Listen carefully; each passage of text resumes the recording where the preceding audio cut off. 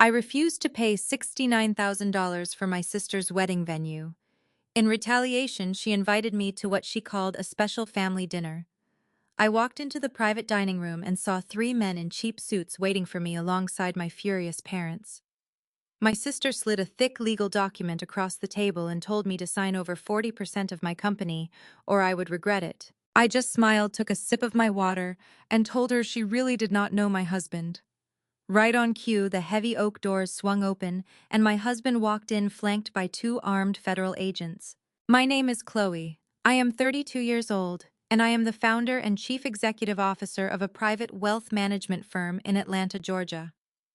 Before I tell you exactly how I dismantled my toxic family and the scammer they chose over me, let me know where you are watching from in the comments below. Hit the like button and subscribe if you have ever had to set a hard boundary with relatives who tried to exploit your success. Growing up in the affluent suburbs of Atlanta, my parents, Yvonne and Calvin, built their entire identity around maintaining an illusion of wealth. To them, social status within our African-American upper-middle-class community was more important than actual financial stability. They spent their lives attending exclusive galas, joining prestigious country clubs, and ensuring their neighbors believed we had limitless resources. I was the eldest daughter, but I was never the favorite. I was quiet, practical, and preferred studying market trends over attending debutante balls. My younger sister Serena, who is now 28 years old, was the undeniable golden child. She was loud, popular, and deeply obsessed with portraying a flawless, luxurious lifestyle on social media. My parents catered to her every whim, financing her expensive tastes while constantly reminding me that I was too serious and lacked the charm necessary to secure a prominent husband. I proved them wrong, but not in the way they valued. I bypassed their superficial social climbing and built genuine wealth. I started my accounting firm from the ground up, eventually expanding it into a highly successful private wealth management company. I handle portfolios for high net worth individuals navigating complex tax laws and investment strategies. Despite my financial success, my parents never respected my career. To them, a woman working tirelessly in an office was not a badge of honor. Their ultimate goal was for their daughters to marry into generational wealth. This brings me to my husband, Jamal. Jamal is 35 years old, and to my parents, he is a massive disappointment. When I first introduced him to my family 5 years ago, my mother openly scoffed at his modest lifestyle. Jamal does not wear flashy designer clothing, he does not wear luxury watches, and he drives a highly reliable but completely unremarkable 5-year-old Honda Accord. When my parents asked what he did for a living, he politely told them he worked for the federal government in the tax division. From that moment on, my family labeled him a boring, low-level government clerk who pushed paper for a mediocre salary. What my family does not know is the full extent of Jamal's career. We agreed early in our marriage to keep his actual job title extremely vague to protect his privacy and our peace of mind.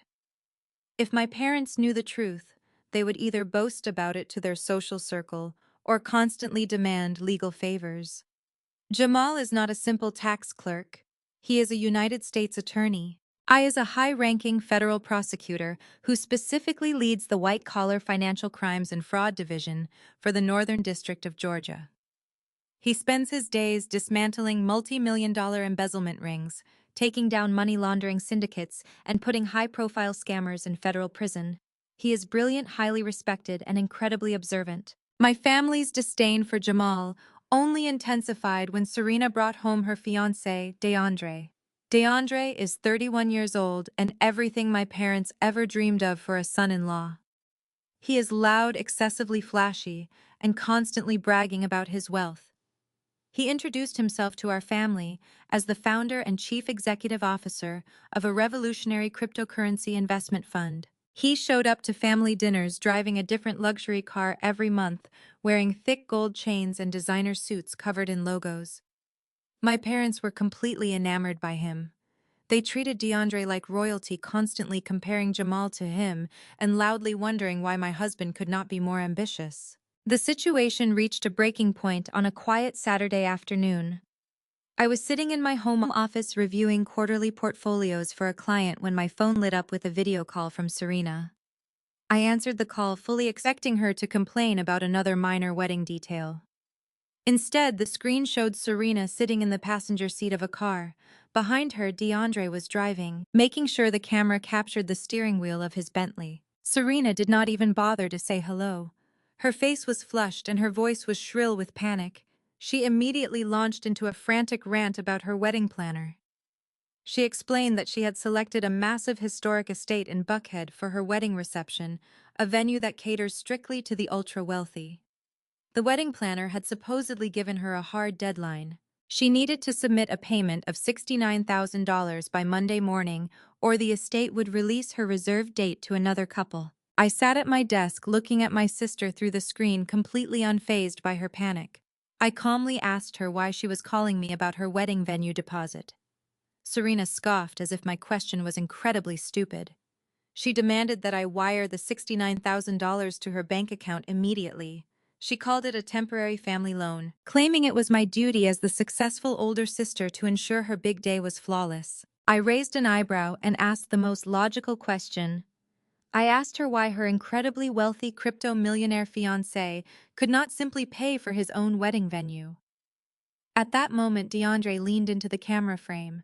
He flashed a brilliant, arrogant smile and began speaking in a rapid, slick tone filled with financial buzzwords that made absolutely no sense. He claimed that all of his liquid assets were currently tied up in a high-yield blockchain migration. He said he was moving tens of millions of dollars across international servers to maximize his returns and avoid capital gains taxes. According to him, pulling out a mere $69,000 would trigger a massive withdrawal penalty and disrupt a major algorithm. He looked at me through the screen and condescendingly explained that a traditional accountant like me probably could not comprehend the complexities of decentralized finance. He promised he would reimburse me the following month, offering to throw in a 10% bonus for my trouble. As a wealth manager who handles actual millions of dollars daily, I immediately recognized his explanation as complete garbage. Moving funds does not prevent a billionaire from paying for a wedding venue. His words were a frantic word salad designed to confuse someone who lacked financial literacy. Unfortunately for DeAndre, he was speaking to a woman who built a career on spotting financial inconsistencies. I looked at the screen, took a slow breath, and began to laugh. I did not chuckle or smile. I laughed out loud, a deep, genuine laugh that echoed in my quiet office. Serena's expression instantly shifted from panicked entitlement to sheer outrage. She demanded to know what was so funny. I stopped laughing and leaned closer to the camera. I told her in a very clear, icy tone that I would not be giving her a single dime. I told her that I do not fund circuses and I absolutely do not hand over $69,000 to a man who leases his cars to look rich on the internet. I suggested she either find a venue that fit her actual budget or ask DeAndre to pawn one of his gaudy watches. Serena absolutely lost her mind. She began screaming into the phone, her voice echoing through the car. She accused me of being a bitter, jealous hater who wanted to ruin her happiness. She yelled that I could not stand the fact that she was marrying into generational wealth, while I was stuck with a husband who pushed pencils for a mediocre government salary. She claimed I was hoarding my wealth out of pure spite, and that I was an embarrassment to the family name. DeAndre muttered something insulting in the background, shaking his head, and telling Serena that I was too broke to understand their vision. I did not raise my voice or argue back. I simply told my sister to have a lovely wedding at the local courthouse and ended the call. I set my phone face down on the desk, feeling a strange sense of calm wash over me. I had drawn a firm boundary, but I knew my family would not accept it easily. They viewed my money as their personal safety net, and my refusal was a direct threat to their carefully constructed social image. What I did not know was that my simple refusal to pay for a wedding venue was about to trigger a chain of events so chaotic and destructive that it would tear our entire family apart. Serena and DeAndre were desperate, cornered, and willing to do absolutely anything to get their hands on my money, setting the perfect stage for their own spectacular and deeply satisfying downfall. Exactly 10 minutes after I ended the video call with Serena, my phone began to vibrate violently across the surface of my mahogany desk. The caller identification displayed my mother's name. Yvonne never called me during business hours unless she needed to manipulate a situation or complain about someone who had slighted her at the country club. I knew exactly what this was about. Serena had undoubtedly called her crying, spinning a narrative where I was the cruel villain actively trying to ruin her fairy tale wedding. I let it ring 3 times before sliding my finger across the screen to accept the call.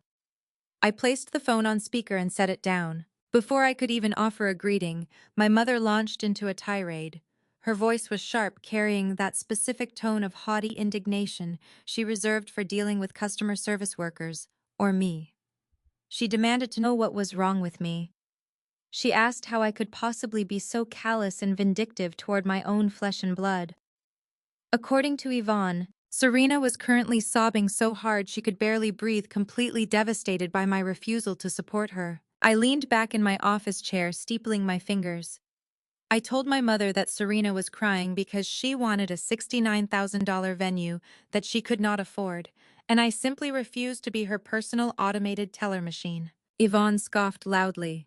She told me I was being incredibly selfish. She launched into a lecture about family loyalty, claiming that I was actively trying to sabotage our family's one true chance to elevate our social standing. To my mother Serena marrying DeAndre was not just a wedding, it was a strategic alliance. She genuinely believed that DeAndre possessed generational wealth that would cement our family's status among Atlanta's black elite. She accused me of hoarding my money out of pure jealousy because Serena had managed to secure a man of such high caliber while I had settled for less. I listened to her gaslighting with cold detachment. I told her that if DeAndre truly possessed generational wealth, he would not need his future sister-in-law to front the cash for a party. I pointed out that wealthy investors do not panic over a venue deposit. At that moment, my father Calvin interjected. He must have been listening on the other end of the line. Calvin has always been obsessed with appearances. He spent his entire career in middle management, but bought tailored suits and expensive golf clubs to blend in with the executives. He cleared his throat and told me I was out of line. He said I lacked vision and financial foresight. I then shifted his attack directly toward my husband. Calvin stated that I was projecting my own marital frustrations onto Serena. He said that just because I settled for a man who drives a Honda Accord and works a dead-end government job does not mean I get to punish my sister for finding a visionary. He called DeAndre a pioneer making millions in crypto. He told me that Jamal could learn a thing or two from DeAndre about ambition and providing for a family. He said I should be honored to invest in my sister's future because DeAndre was going to elevate the entire family name. My father's words were intended to cut deep. He wanted to shame me into submission by attacking the man I loved. He expected me to react emotionally to defend Jamal, or to break down and agree to their demands, just to stop the verbal assault. But I did not feel shame. I felt a profound sense of disgust. They were so blinded by DeAndre's flashy facade that they were willing to tear down my husband, a man who possessed more integrity and intelligence in his little finger than DeAndre could ever hope to achieve. I kept my voice dangerously calm. I told my father that Jamal's ambition was just fine, and that I would much rather be married to a man with a steady, honest career than a walking billboard who begs for money. I explicitly stated that my answer was no. I would not give them $69,000. I would not give them $69. I told them this conversation was over, and they needed to figure out their own financial problems without relying on my bank accounts. Before either of them could scream another insult, I ended the call. I sat in the silence of my office, my heart beating a slightly faster rhythm. I was accustomed to their toxic behavior, but the sheer desperation in their voices was unusual. My parents had always been arrogant, but they rarely begged. They usually demanded things with a sense of quiet entitlement. This frantic pushing for a massive sum of money felt different. It felt reckless. I turned my attention back to the client portfolios on my desk, determined to block out their drama and focus on my work. I spent the next 2 hours analyzing market trends and adjusting investment strategies for my top-tier clients. I was just about to close my laptop for the day when a notification popped up in the upper right corner of my screen. It was an automated security alert from the regional bank where I had held my account since college. I frowned and clicked on the email. The subject line read, "Urgent Security Notice. The body of the message detailed an unauthorized attempt to access a dormant trust fund account. This was an old account set up by my grandparents years ago, intended to help cover my college tuition. I had completely forgotten about it since I paid off my student loans and moved my primary assets to the private wealth management firm I now owned. The account only had a few $100s left in it, but the details of the access attempt sent a sudden icy chill down my spine. The security log indicated that someone had tried to reset the password. To do so, they had attempted to answer my secondary security question. The question was my mother's maiden name.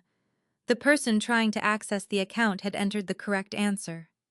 The only reason the breach was blocked was because the bank required a two-factor authentication code sent directly to my mobile device, a security feature I had enabled years ago and thankfully never turned off. I stared at the screen, reading the notification 3 times to ensure I was not misunderstanding the situation.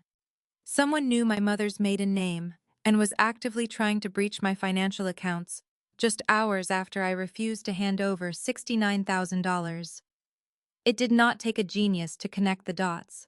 Serena and my parents were desperate, but I had no idea they were desperate enough to attempt wire fraud. My hands hovered over the keyboard. I needed to act quickly.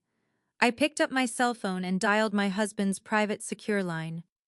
Jamal answered on the second ring. His voice was deep, steady, and instantly grounding. He asked me what was wrong, immediately sensing the tension in my silence. I took a breath and told him everything that had transpired over the last 3 hours. I recounted Serena's frantic video call, DeAndre's bizarre crypto excuses, my parents' vicious attack on his character, and finally the automated security alert from my bank. I explained that someone in my family was actively trying to hack into my dormant trust fund. I was furious. I wanted to call the police. I wanted to drive to my parents' house in Buckhead and confront them face to face. I told Jamal they were crossing a dangerous legal line, and I was not going to let them get away with it. Jamal listened quietly until I finished my entire explanation. He did not react with anger or surprise. Instead, his prosecutor instincts immediately took over. His tone shifted into the precise, calculated voice he used when briefing federal agents before a major raid. He told me to stay exactly where I was and to remain completely calm. He instructed me not to call my parents, not to text Serena, and to absolutely not let them know that I was aware of the attempted bank breach. He explained that confronting them now would only cause them to cover their tracks and hide whatever they were truly panicking about. Jamal said the desperation for $69,000, combined with a clumsy attempt at bank fraud, indicated a much larger problem. He told me that wealthy crypto founders do not hack their sister-in-law's college accounts to pay for a wedding venue. He said he was going to leverage his clearance at the federal office to quietly run some forensic background checks on DeAndre and his supposedly revolutionary investment firm. I agreed immediately and waited for his next instructions. A full 7 days passed in tense silence after the automated security alert triggered on my dormant trust fund account. During that week, Jamal was quietly utilizing his high-level federal clearance to run comprehensive, highly classified forensic checks on DeAndre and his supposedly revolutionary investment firm. Jamal instructed me to maintain my normal routine and pretend nothing was wrong, so we would not tip our hand to my family. That meant I had to play along when my mother Yvonne initiated her next manipulative maneuver. She called me on a Thursday morning, completely abandoning the aggressive, demanding tone she had used during our last conversation. Instead, she deployed a heavy, theatrical guilt trip. She cried on the phone, telling me that a prominent Atlanta family like ours should never be divided during such a monumental social season. She insisted that my presence was absolutely mandatory at Serena's bridal fitting. The appointment was booked at a highly exclusive appointment-only boutique in downtown Atlanta, a place known for catering to reality television stars and high-profile socialites. I knew exactly what she was doing. She wanted me there to maintain the illusion of a perfect, wealthy, united family for the boutique staff and her own ego. I agreed to go, but I attended strictly to observe. I knew something was fundamentally broken in DeAndre's financial facade, and I wanted a front-row seat to watch him slip up. I arrived at the boutique right on time. The interior was blindingly pristine, filled with imported European silk gowns, massive crystal chandeliers, and plush velvet seating areas. My mother and sister were already holding court in the primary viewing suite. They were sipping sparkling water and chatting loudly with the bridal consultants, acting as if the vicious extortion attempt and the clumsy bank fraud from last week had simply never happened. Serena was standing on a circular pedestal twirling in a heavily beaded gown, while Yvonne clapped her hands in delight. I took a seat on a soft pink sofa near the back of the room, keeping my posture relaxed, but my eyes sharp. About 20 minutes into the fitting, the heavy glass doors of the boutique swung open violently. DeAndre swaggered into the room, loudly disrupting the quiet, elegant atmosphere. He was dripping in labels that screamed absolute desperation. He wore a heavily branded designer jacket that looked stiff and unnatural, paired with oversized luxury loafers and a thick, ostentatious gold chain that clanked loudly against his chest with every single step he took. To a trained financial eye like mine, his outfit looked less like a display of generational wealth and more like a rushed, frantic shopping spree at a counterfeit market. He strutted into the bridal suite as if he owned the entire building, flanked by two groomsmen who looked equally ridiculous and out of place in the refined setting. DeAndre completely ignored the boutique's strict policy against bringing outside food or beverages into the showroom. He reached into the pocket of his jacket and pulled out a massive, disorganized wad of $100 bills. He slapped the stack of cash aggressively onto the delicate glass coffee table in the center of the room. He snapped his fingers at a passing bridal consultant and loudly demanded that the staff run down the street to fetch their most expensive champagne for the bridal party. The consultant looked visibly uncomfortable, but nodded tightly, intimidated by his aggressive posturing and the wad of cash. Satisfied with his grand entrance, DeAndre turned his attention directly to me. His smirk was dripping with unearned arrogance.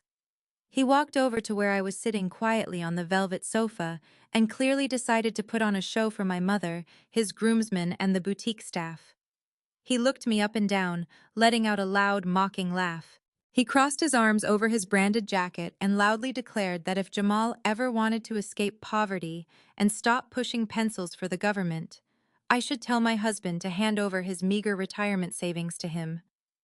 DeAndre boasted to the entire room that he could easily take Jamal's boring government pension and triple it in a single month using his proprietary crypto algorithm. He said Jamal was foolish for working a stable job when real money was being made in the digital sector. My mother chuckled from her seat, nodding along with his blatant insult.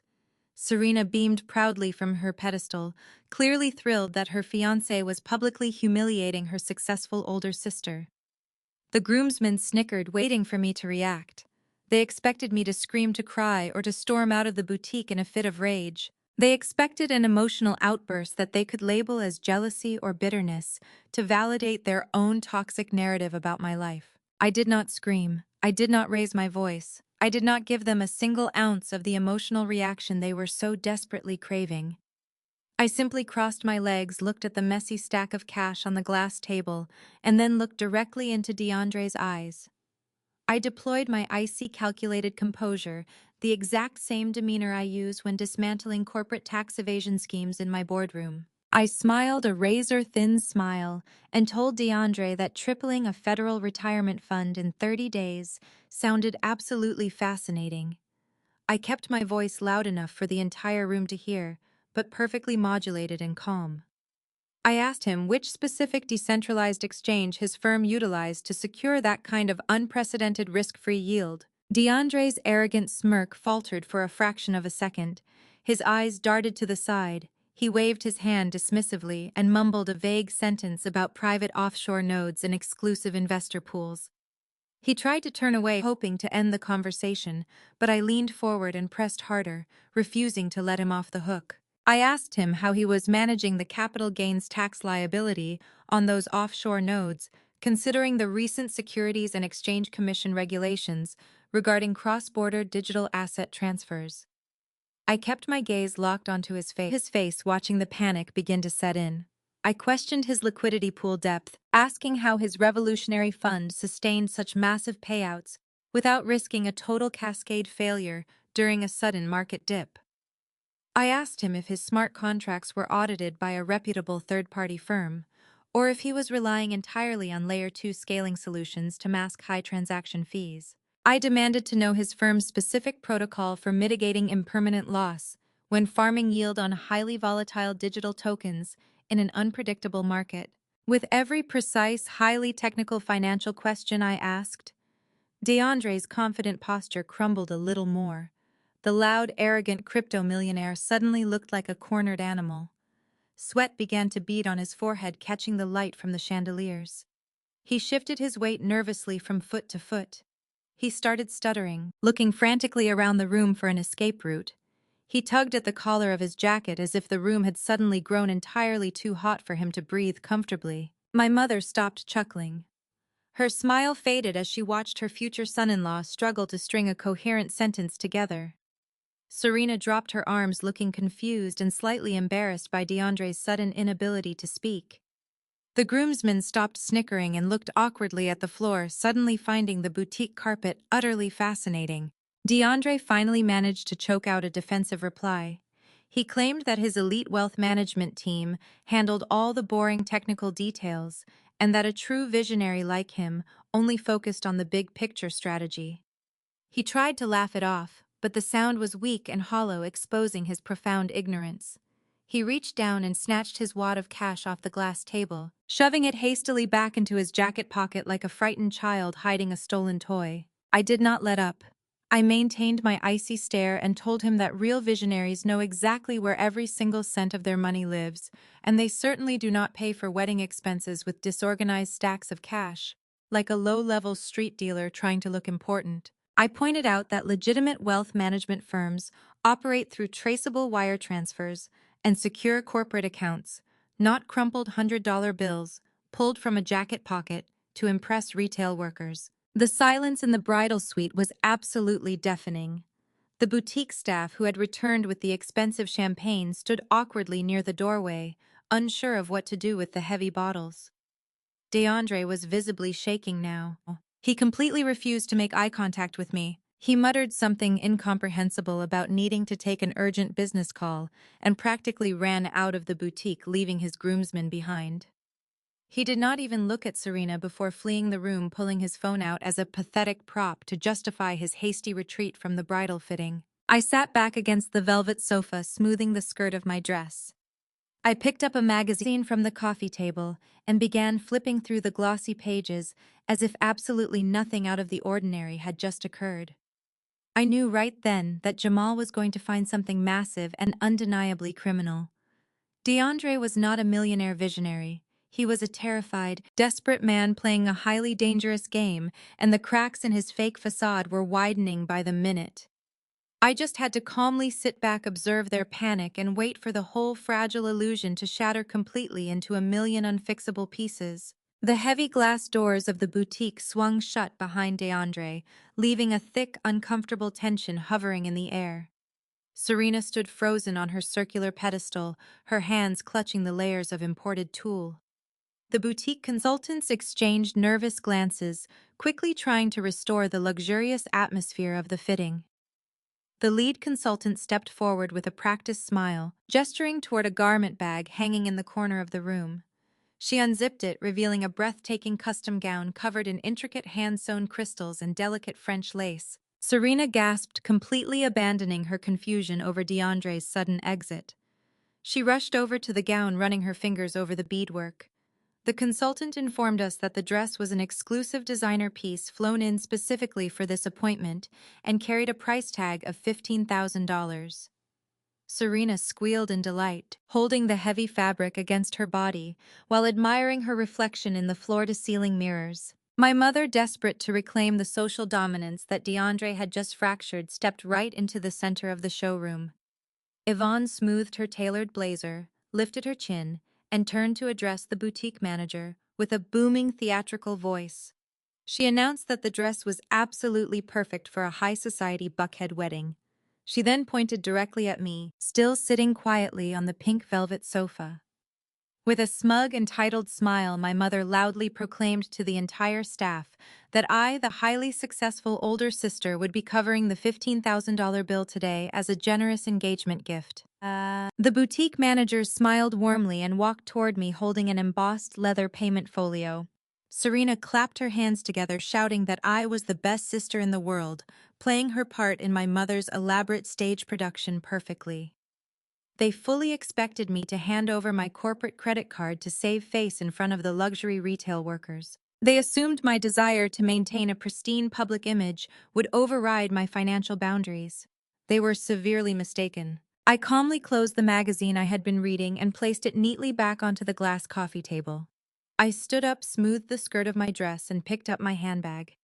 I looked directly at the boutique manager and told her in a very clear and polite tone that she should put the leather payment folio away because I was paying for absolutely nothing today. The manager froze her polite smile, turning into a mask of awkward confusion.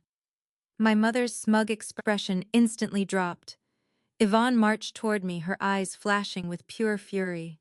She lowered her voice to a harsh whisper and demanded that I stop embarrassing the family. She told me to pull out my card and pay for the gown before the staff started whispering about our finances. I looked my mother dead in the eye and spoke at a normal volume, ensuring every single person in the bridal suite heard my response. I told her that she and Serena had chosen to align themselves with a volatile scammer who throws crumpled cash on glass tables and runs away from basic financial questions. I stated clearly that I am a wealth manager, not an event sponsor, and I am certainly not funding a circus. I turned my back on them and began walking toward the exit. Yvonne gasped in absolute outrage. Serena began to wail, clutching the $15,000 gown against her chest like a protective shield. My mother could not handle the perceived humiliation of an unpaid luxury bill. Her need to appear wealthy to a room full of retail workers completely overpowered her basic common sense. She spun around, marched directly up to the main checkout counter, and slammed her expensive designer handbag onto the marble surface. She loudly announced to the manager that her eldest daughter was simply being a bitter, jealous spinster today. Yvonne proudly declared that she would gladly purchase the gown for her youngest daughter herself, boasting that money was absolutely no object for our family. She reached into her wallet with a dramatic flourish and pulled out her heavy metal prestigious black credit card. She tossed it onto the marble counter with a resounding clack. The manager offered a strained smile, picked up the heavy card and inserted it into the boutique's payment terminal. The machine beeped, processing the $15,000 transaction. We all stood in silence, waiting for the receipt to print. Instead, the terminal emitted a sharp, negative buzzing sound. The manager looked at the screen, her face flushing with extreme discomfort. She quietly informed my mother that the card had been declined. Yvonne let out a loud, scoffing laugh, claiming it was obviously a security fraud alert because the purchase amount was so high. She aggressively snatched the black card back and dug into her wallet again. Her hands were shaking slightly now. She pulled out a different premium platinum rewards card and shoved it toward the manager, commanding her to run the transaction again without any further delays. The manager swiped the second card. The machine processed the request for 5 agonizing seconds before emitting the exact same sharp negative buzzing sound.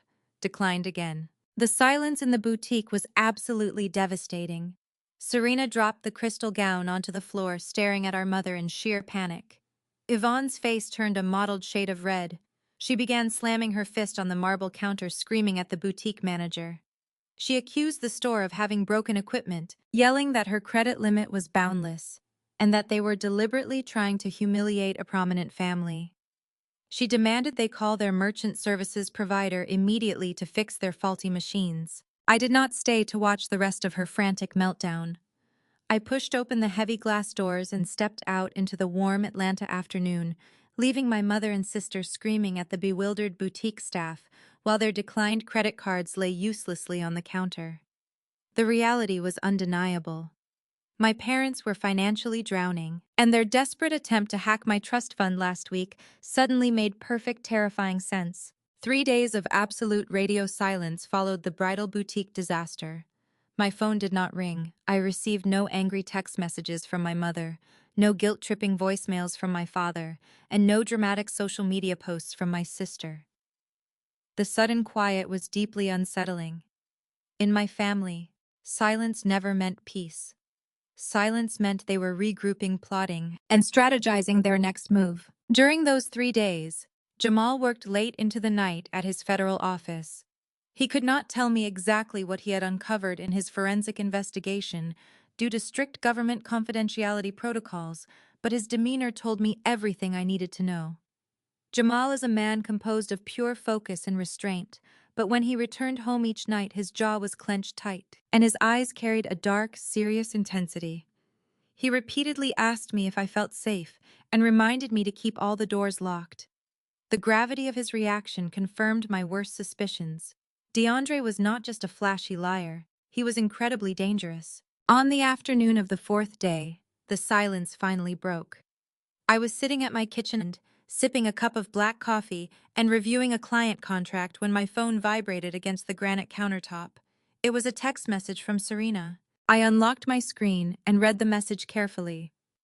It was shockingly polite, lacking any of her usual entitled demands or aggressive capitalization. Serena wrote that she was deeply sorry about how things went down at the boutique. She claimed that she and DeAndre had realized they were acting terribly and that they desperately wanted to make it up to me. She asked me to please come to a special family dinner tomorrow evening at an upscale restaurant downtown. The message ended with a line that instantly set off every single alarm bell in my head.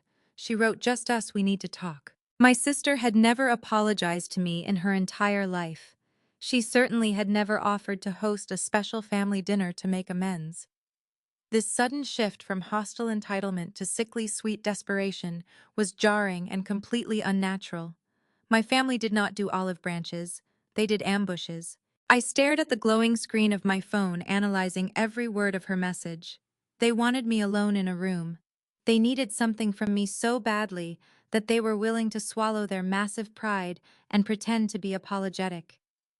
The declined credit cards, the panicked hacking attempt on my college trust fund, and DeAndre's fake wealth all pointed to a catastrophic financial collapse. They were backed into a corner and they saw me as their only viable exit strategy. I knew it was a trap. Any reasonable person would have deleted the message, blocked the number, and completely walked away from the entire situation. But I am not a person who walks away from a threat.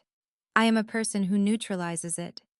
I wanted to see exactly how far my parents were willing to go to protect a convicted scammer over their own daughter. I wanted to look them in the eyes when their elaborate house of cards finally collapsed. I opened my messaging application and typed a brief, pleasant reply to Serena, confirming that I would attend the dinner tomorrow evening. I asked her to send me the exact address and the reservation time. Within seconds, she replied with the details. They had booked a highly secluded, wildly expensive private dining room at one of Atlanta's most elite steakhouses. I took a screenshot of the restaurant information, the reservation time, and the private room number. I opened a new text message thread addressed to Jamal's secure government mobile device. I attached the screenshot and added a single sentence. I told my husband that the trap had officially been set, and I was walking right into it to finish this dangerous game once and for all. I locked my phone screen, took a final, deeply satisfying sip of my bitter dark coffee, and smiled confidently at the empty room, absolutely ready for whatever legal or emotional war they planned to wage against me tomorrow evening when I arrived. The following evening, I pulled my car into the valet station of the most prestigious steakhouse in downtown Atlanta. The establishment was legendary among the city elite, known for its dim ambient lighting, dark mahogany-paneled walls, and aggressive price tags. The valet took my keys, and I stepped through the heavy brass front doors. The maitre d' greeted me immediately, recognizing the reservation name I provided. He did not lead me to the main dining floor, where the wealthy patrons were cutting into dry-aged ribeyes and sipping rare vintage wine. Instead, he guided me down a long, quiet, thickly carpeted hallway toward the back of the building.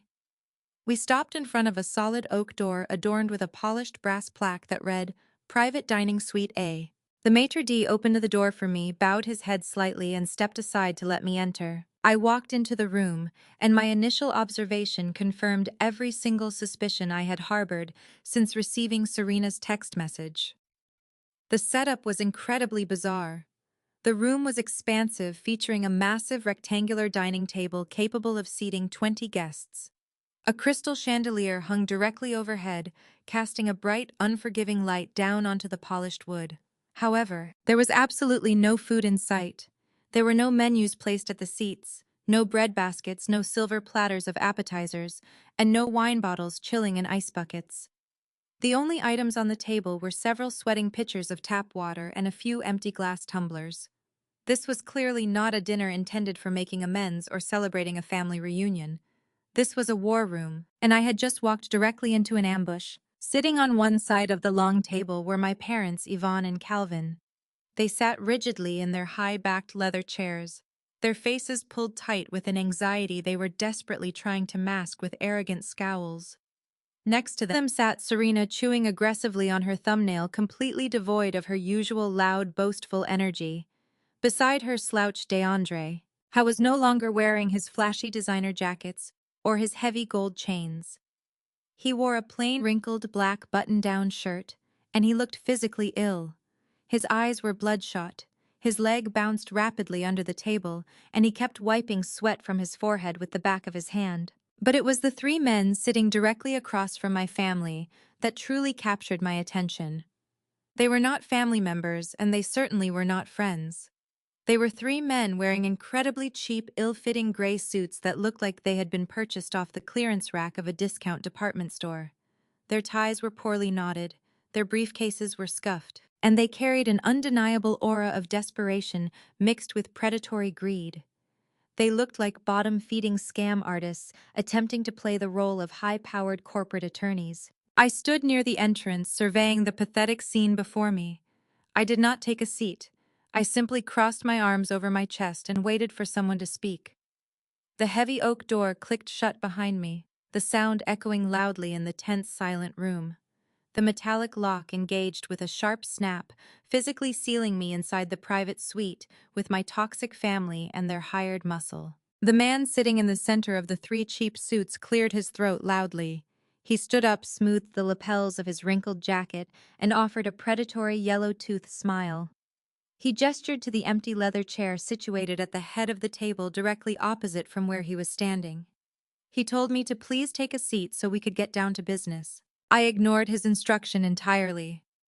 I remained standing near the door, my posture perfectly straight, my expression an unreadable mask of cold authority. I asked him who he was and what he was doing in a private family meeting. The man puffed out his chest, attempting to project an air of formidable legal authority. He introduced himself as Sterling. He proudly announced that he was the senior managing partner of a premier boutique law firm, and he served as DeAndre's exclusive wealth management attorney. He gestured to the two silent, sweaty men sitting beside him, calling them his junior legal associates. He stated that they were here tonight representing the financial interests of the family trust and managing the corporate restructuring required to facilitate Serena and DeAndre's upcoming nuptials. I almost laughed out loud at his ridiculous fabricated title. Wealth management attorneys do not wear polyester suits.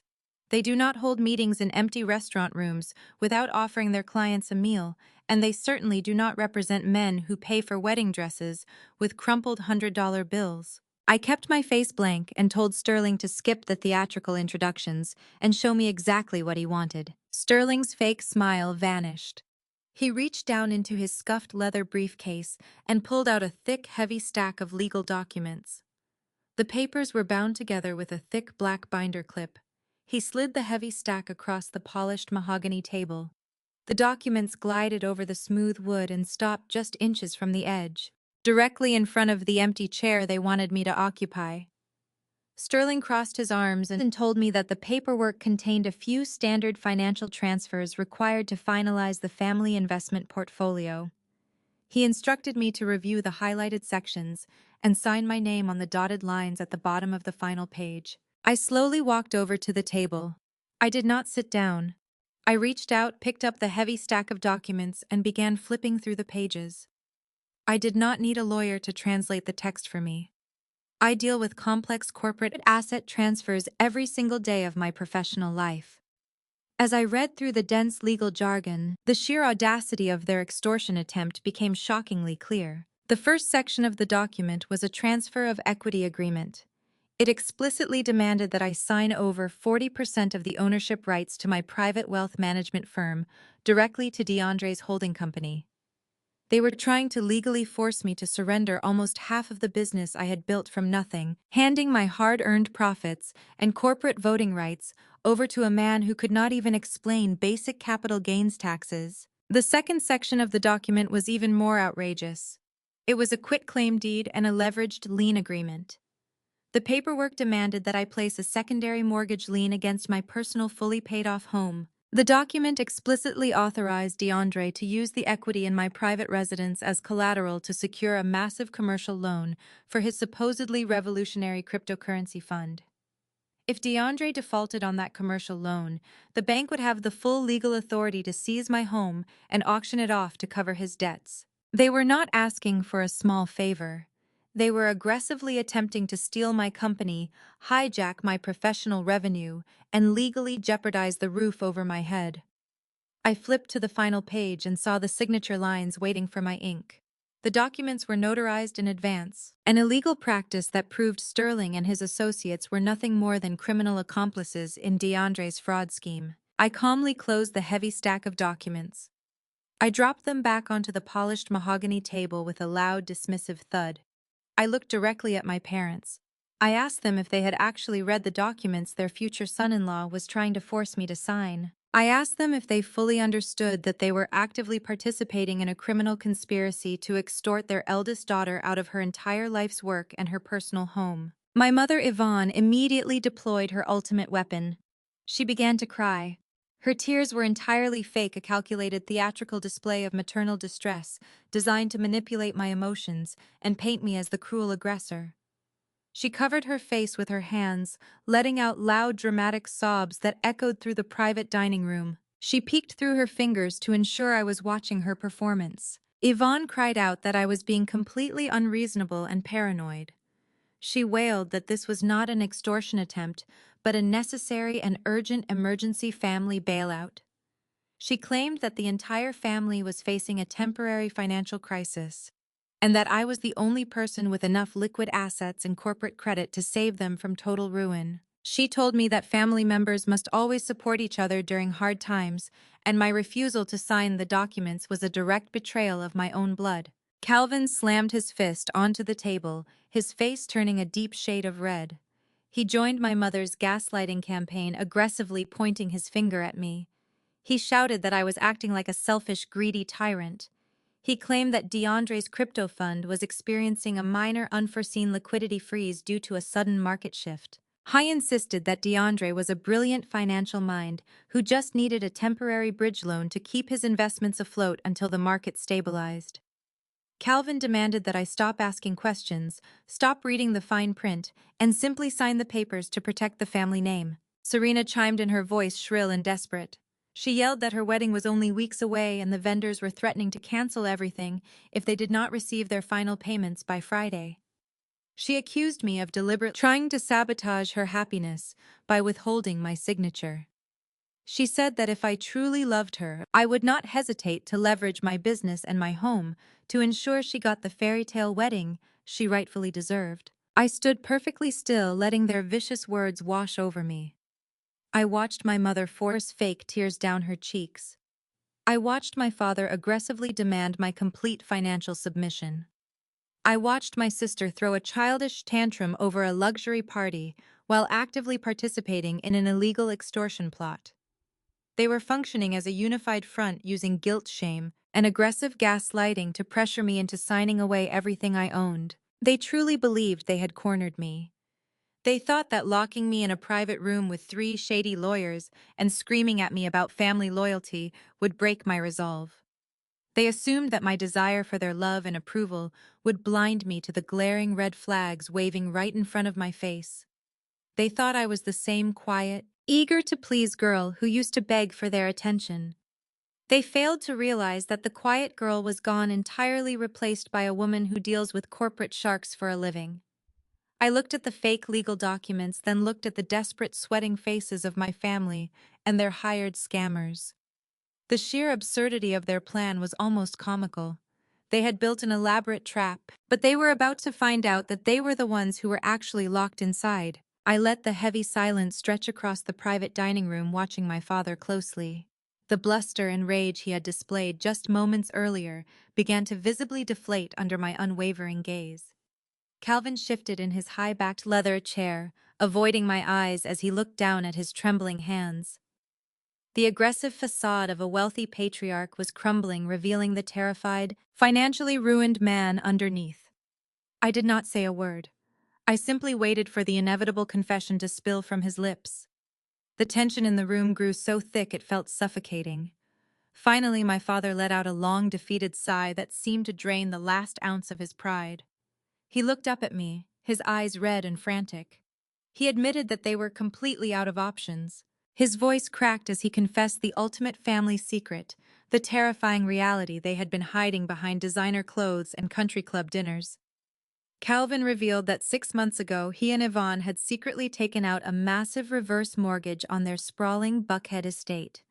They had liquidated the entire equity of the home they had lived in for over 2 decades. They had taken $500,000 in cash.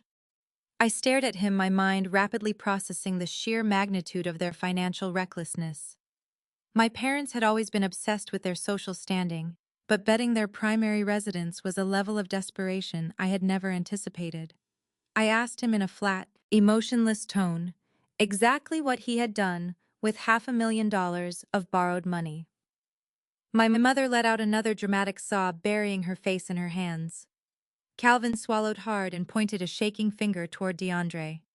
He confessed that they had invested every single penny of that $500,000 directly into DeAndre's cryptocurrency fund. They had handed over the deed to their home to a man who paid for wedding dresses with crumpled cash. The sheer scale of their betrayal hit me like a physical blow to the chest. My parents had bypassed my financial expertise completely.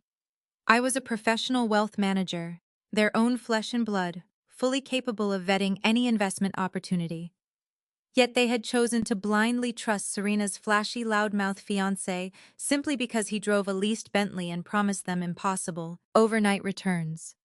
They wanted to fast-track their way into the highest echelon of the Atlanta elite, and their greed had blinded them to every obvious warning sign. Now their hubris had left them teetering on the edge of absolute ruin. I looked at DeAndre, who was sweating profusely in his cheap, wrinkled shirt. He tried to puff out his chest and project confidence, but his eyes betrayed sheer terror.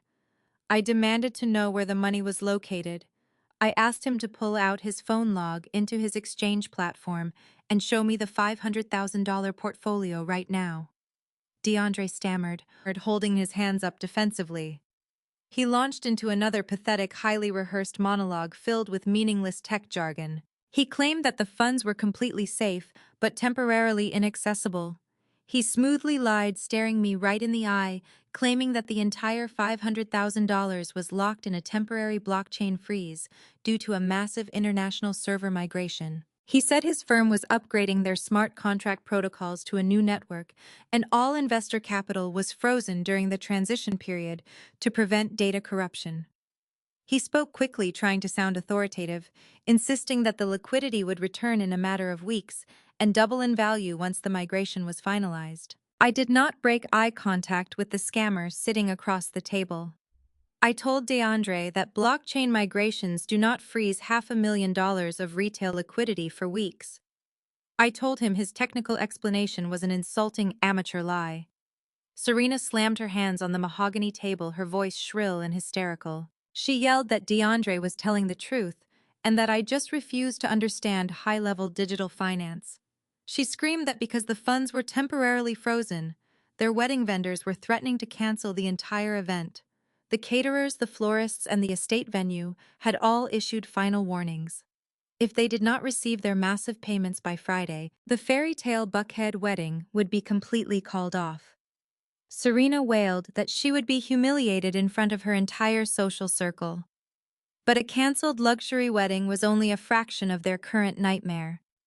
My father interrupted Serena's tantrum, his voice dropping to a desperate, panicked whisper. Calvin confessed the most devastating detail of their financial collapse. He revealed that because the crypto funds were supposedly frozen, he and Yvonne had missed a crucial massive balloon payment on their reverse mortgage. The bank was no longer sending polite warning letters. The bank was actively threatening to foreclose on their Buckhead home by the end of the month. My parents were weeks away from being physically evicted from the mansion that served as the entire foundation of their upper-middle-class identity. They were facing public catastrophic ruin. The country club would know. Their church would know. Their wealthy neighbors would watch the foreclosure signs being hammered into their manicured front lawn. To my parents, losing their social status was a fate far worse than death. That was the true reason for this ambush. That was why 3 fake lawyers were sitting in a private dining room with predatory contracts. They needed a massive injection of capital immediately to stop the bank from seizing the house and to pay off the furious wedding vendors until DeAndre's fictional funds magically unfroze. They were not asking for a favor, they were demanding a sacrifice.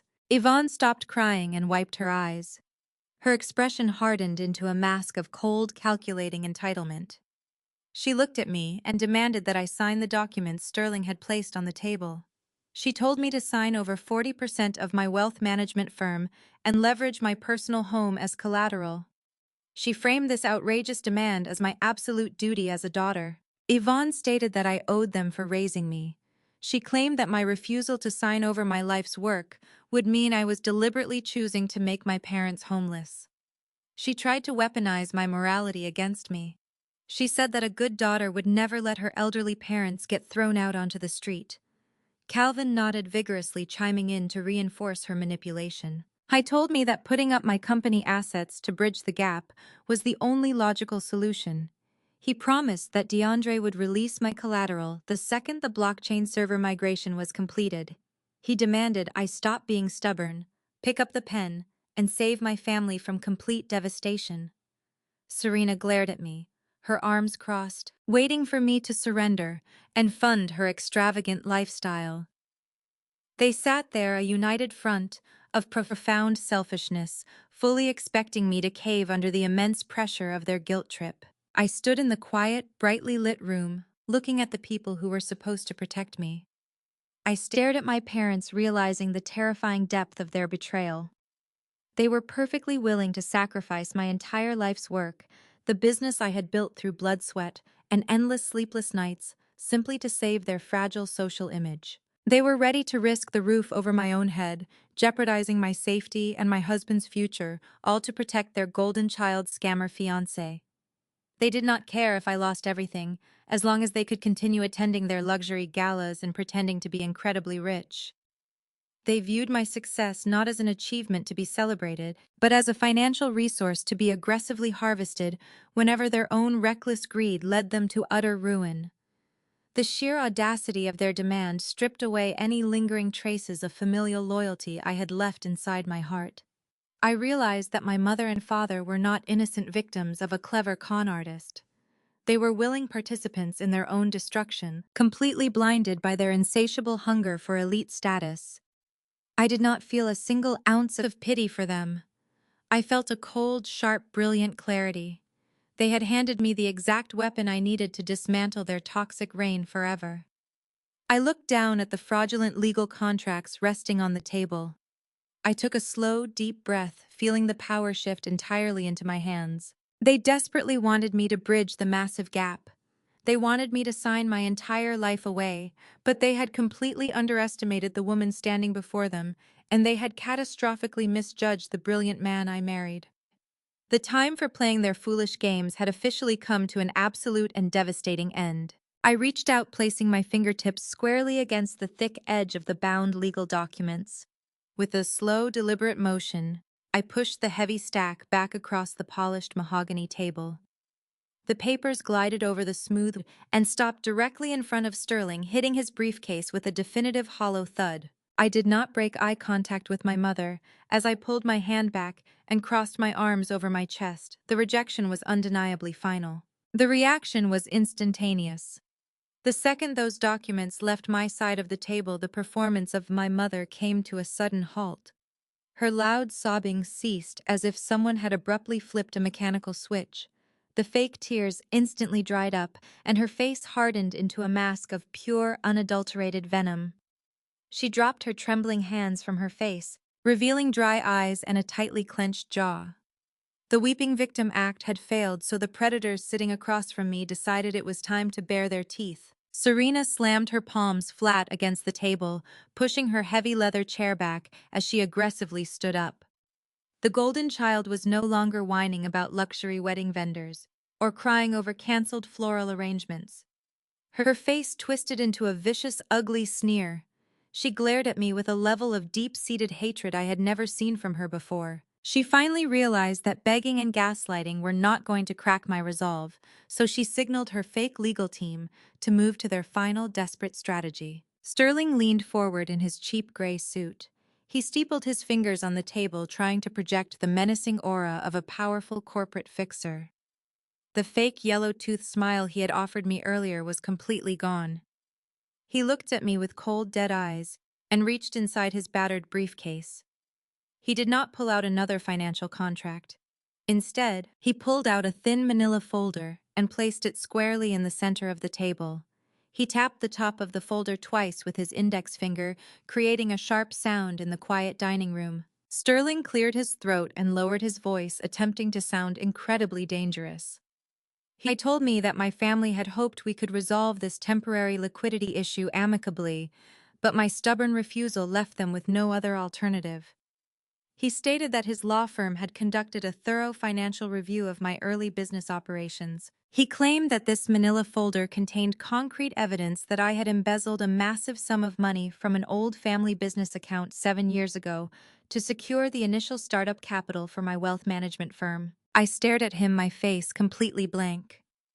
The accusation was not just a blatant lie, it was a laughable absurdity. 7 years ago, I was working 3 separate jobs and eating cheap instant noodles just to pay for my accounting certification exams. My parents never had a joint family business account, and they certainly never possessed any capital for me to steal. They spent every single dime they ever earned on luxury cars, country club dues, and expensive designer clothes for Serena.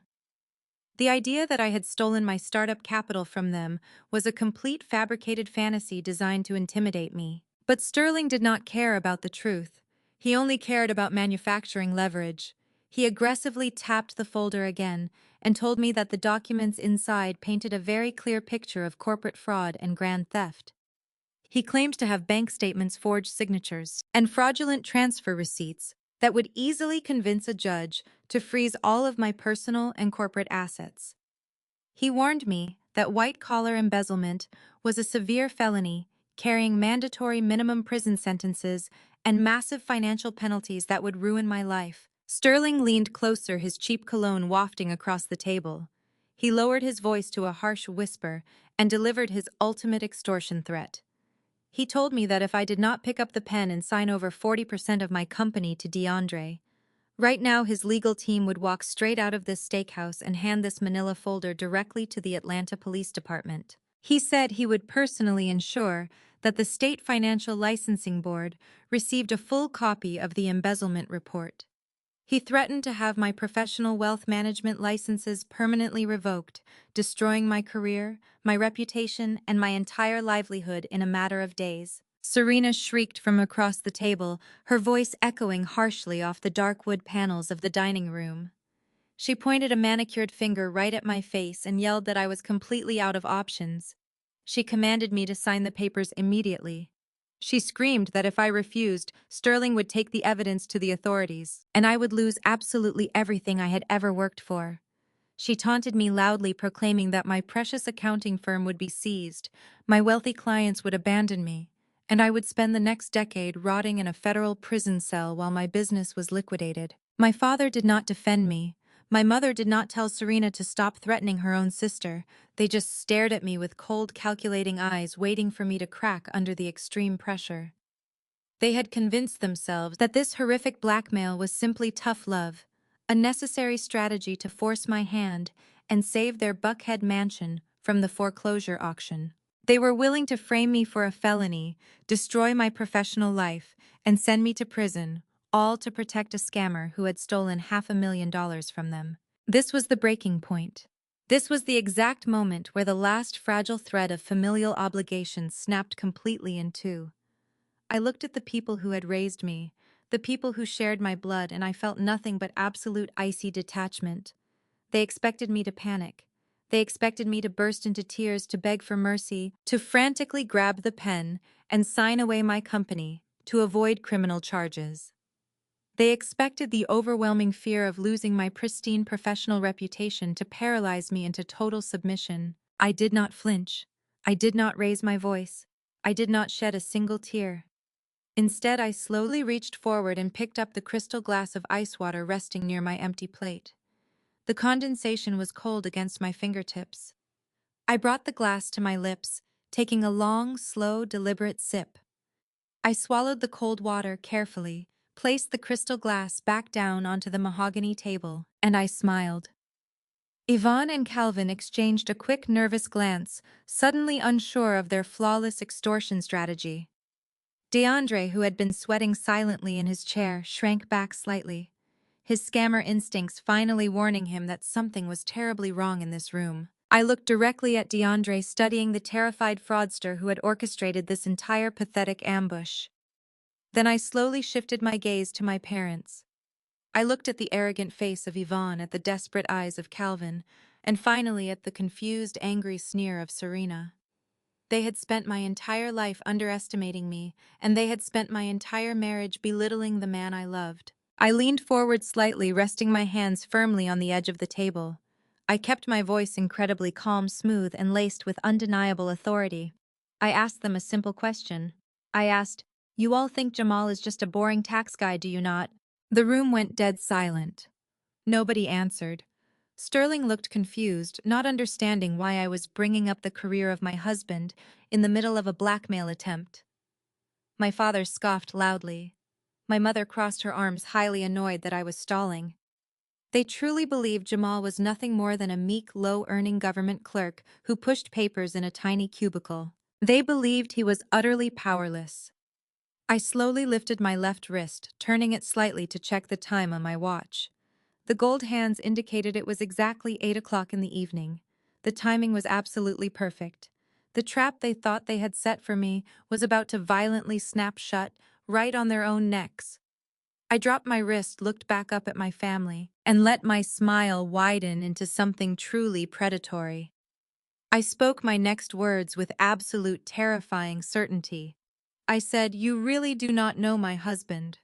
Right on cue, before my mother could utter another insult, before Serena could shriek another threat, and before Sterling could tap his fake folder of evidence again, the heavy oak doors of the private dining room swung violently open. The heavy oak doors of the private dining room swung violently open, hitting the dark paneled walls with a massive, thunderous crash that echoed loudly across the entire restaurant.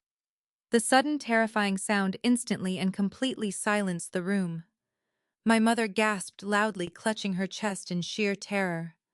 My father froze, his mouth hanging slightly open. Serena whipped her head around, her angry sneer dissolving into pure confusion. Sterling and his two cheap associates flinched, their predatory confidence instantly vanishing as they looked nervously toward the entrance. Jamal stepped over the threshold, and the energy in the room fundamentally changed. He was not wearing the casual weekend khakis or the simple polo shirts my parents constantly mocked. Tonight, my husband looked every inch the apex predator of the legal world.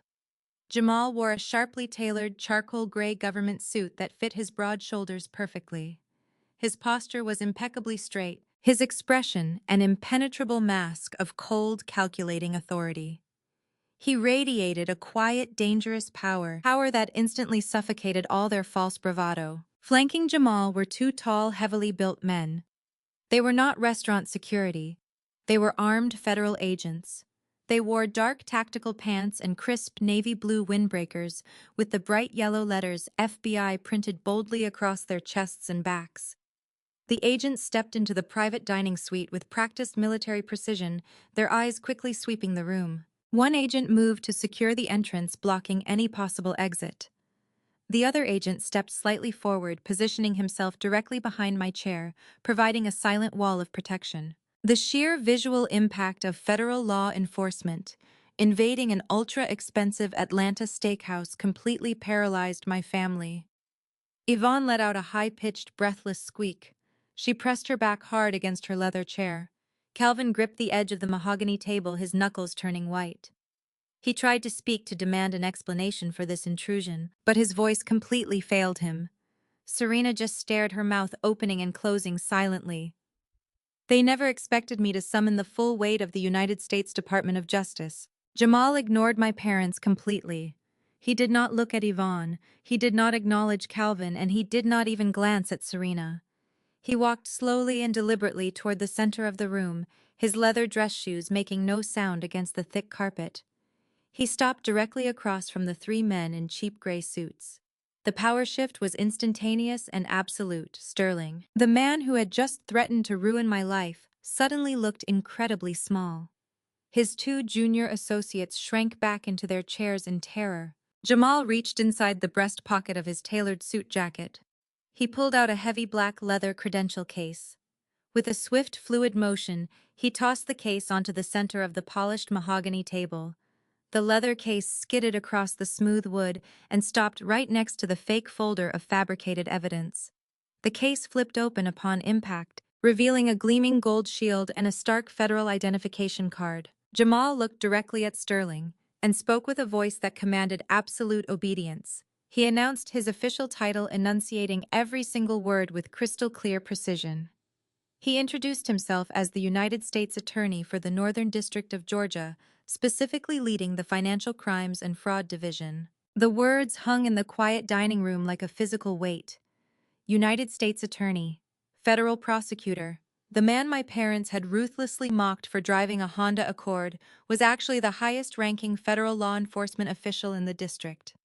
Jamal was the man who signed off on federal indictments and prosecuted the most complex corporate fraud cases in the state. He was not a desk clerk. He was the man who sent billionaires to federal prison for decades. The realization hit the table like a shockwave. Yvonne let out a tiny, horrified whimper. Calvin slumped forward, burying his face in his hands, as the catastrophic reality of their situation finally registered. They had actively participated in a conspiracy to commit wire fraud and grand theft, and they had done it while the head of the Financial Crimes Division was investigating them. But nobody was panicking harder than DeAndre. The loud, arrogant crypto-millionaire facade completely shattered into unfixable pieces. The swagger drained from his face so fast it was comical. His eyes darted wildly around the room, looking at the FBI agents, the badge, and the locked door. DeAndre started breathing heavily, short, frantic gasps echoing in the silent room. He knew exactly what Jamal's title meant. He knew the federal government did not show up unless they already had an airtight case. DeAndre panicked. He placed both hands flat on the table and tried to stand up his chair, scraping loudly. He muttered a frantic, disjointed excuse about needing to use the restroom and having an urgent phone call. He tried to step away from the table, desperate to escape. I did not make it a single step. The FBI agent standing near the door moved with lightning speed.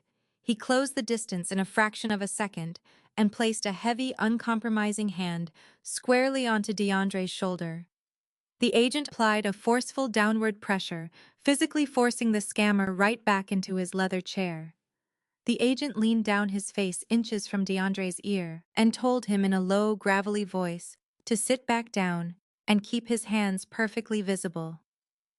DeAndre swallowed hard. He obeyed instantly, his eyes wide with sheer terror. With DeAndre secured, Jamal turned his full, terrifying attention back to the three fake lawyers sitting across the table. He locked eyes with Sterling, the man who had confidently threatened to revoke my professional licenses just minutes prior. Jamal addressed him by his full legal name. Jamal leaned forward, resting his knuckles on the table, and said, "It is fascinating to see you practicing law again, Sterling Demetrius Washington. Especially considering the Georgia State Bar Association permanently revoked your legal license 36 months ago." Sterling physically flinched, shrinking back into his chair as if he had been struck. His two associates looked at him in sheer panic, completely unaware that their boss was a disbarred fraud. My parents gasped, staring at the man they had trusted to execute their takeover. Jamal did not stop. He began to methodically recite Sterling's entire criminal history, reading his rap sheet from memory with devastating accuracy. He revealed to the entire room that Sterling had been disbarred for aggravated forgery, extreme ethical violations, and the severe misappropriation of client trust funds. Jamal detailed how Sterling had stolen hundreds of thousands of dollars to fund a gambling addiction. Jamal stood up straight, towering over the disgraced lawyer.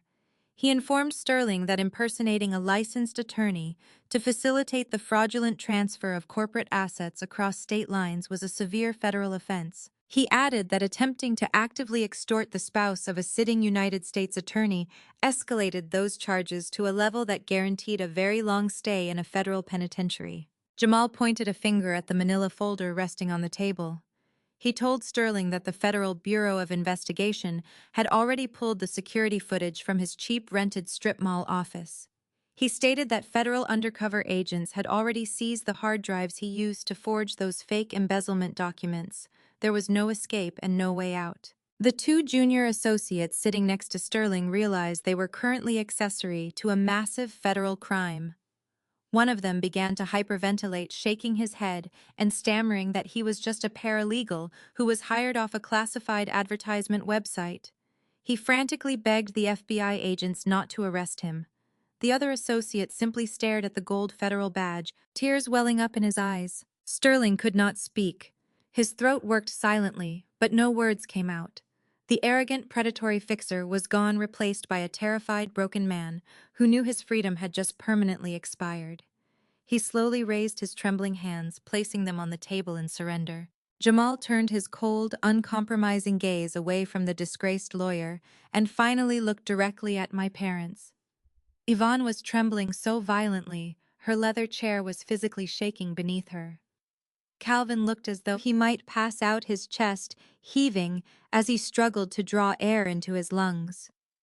They had thought they were bringing a knife to a simple family argument, hoping to bully and manipulate me into silent submission like they had in the past. They had absolutely no idea they had challenged a woman who brought an entire federal army to the battlefield to protect her legacy. The ambush they planned against me had failed spectacularly. And the real reckoning, the total and complete deconstruction of DeAndre's fake financial empire, was just beginning tonight. Jamal shifted his stance, turning his back on the disgraced lawyer to face the man who had initiated this entire catastrophe. He reached inside his tailored suit jacket for a second time, but he did not pull out another badge. Instead, he signaled to the federal agent standing guard by the door. The agent stepped forward and handed Jamal a massive, incredibly thick manila envelope. Across the front of the heavy paper, stamped in bold, uncompromising red ink, were the words "Classified Federal Investigation." Jamal held the thick folder in his right hand, letting the sheer weight of the evidence hang in the air. He looked down at DeAndre, who was now trembling so violently that his chair was shaking against the carpet.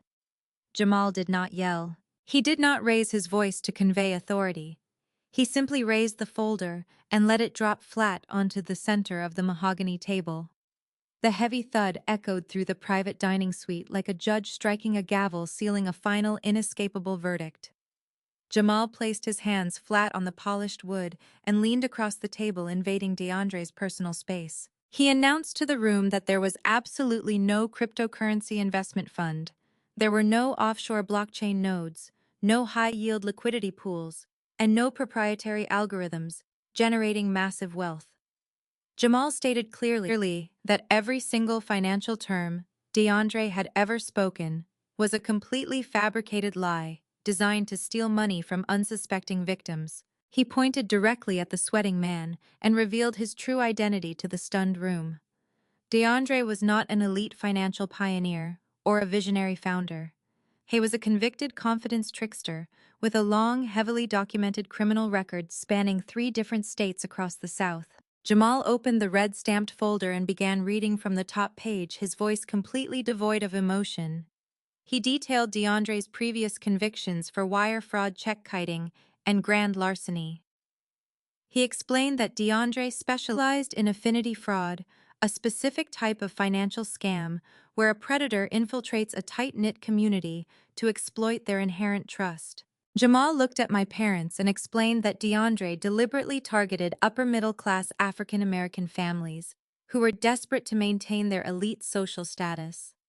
He preyed on their deep-seated desire for generational wealth, using flashy cars and fake luxury goods to project an illusion of massive success.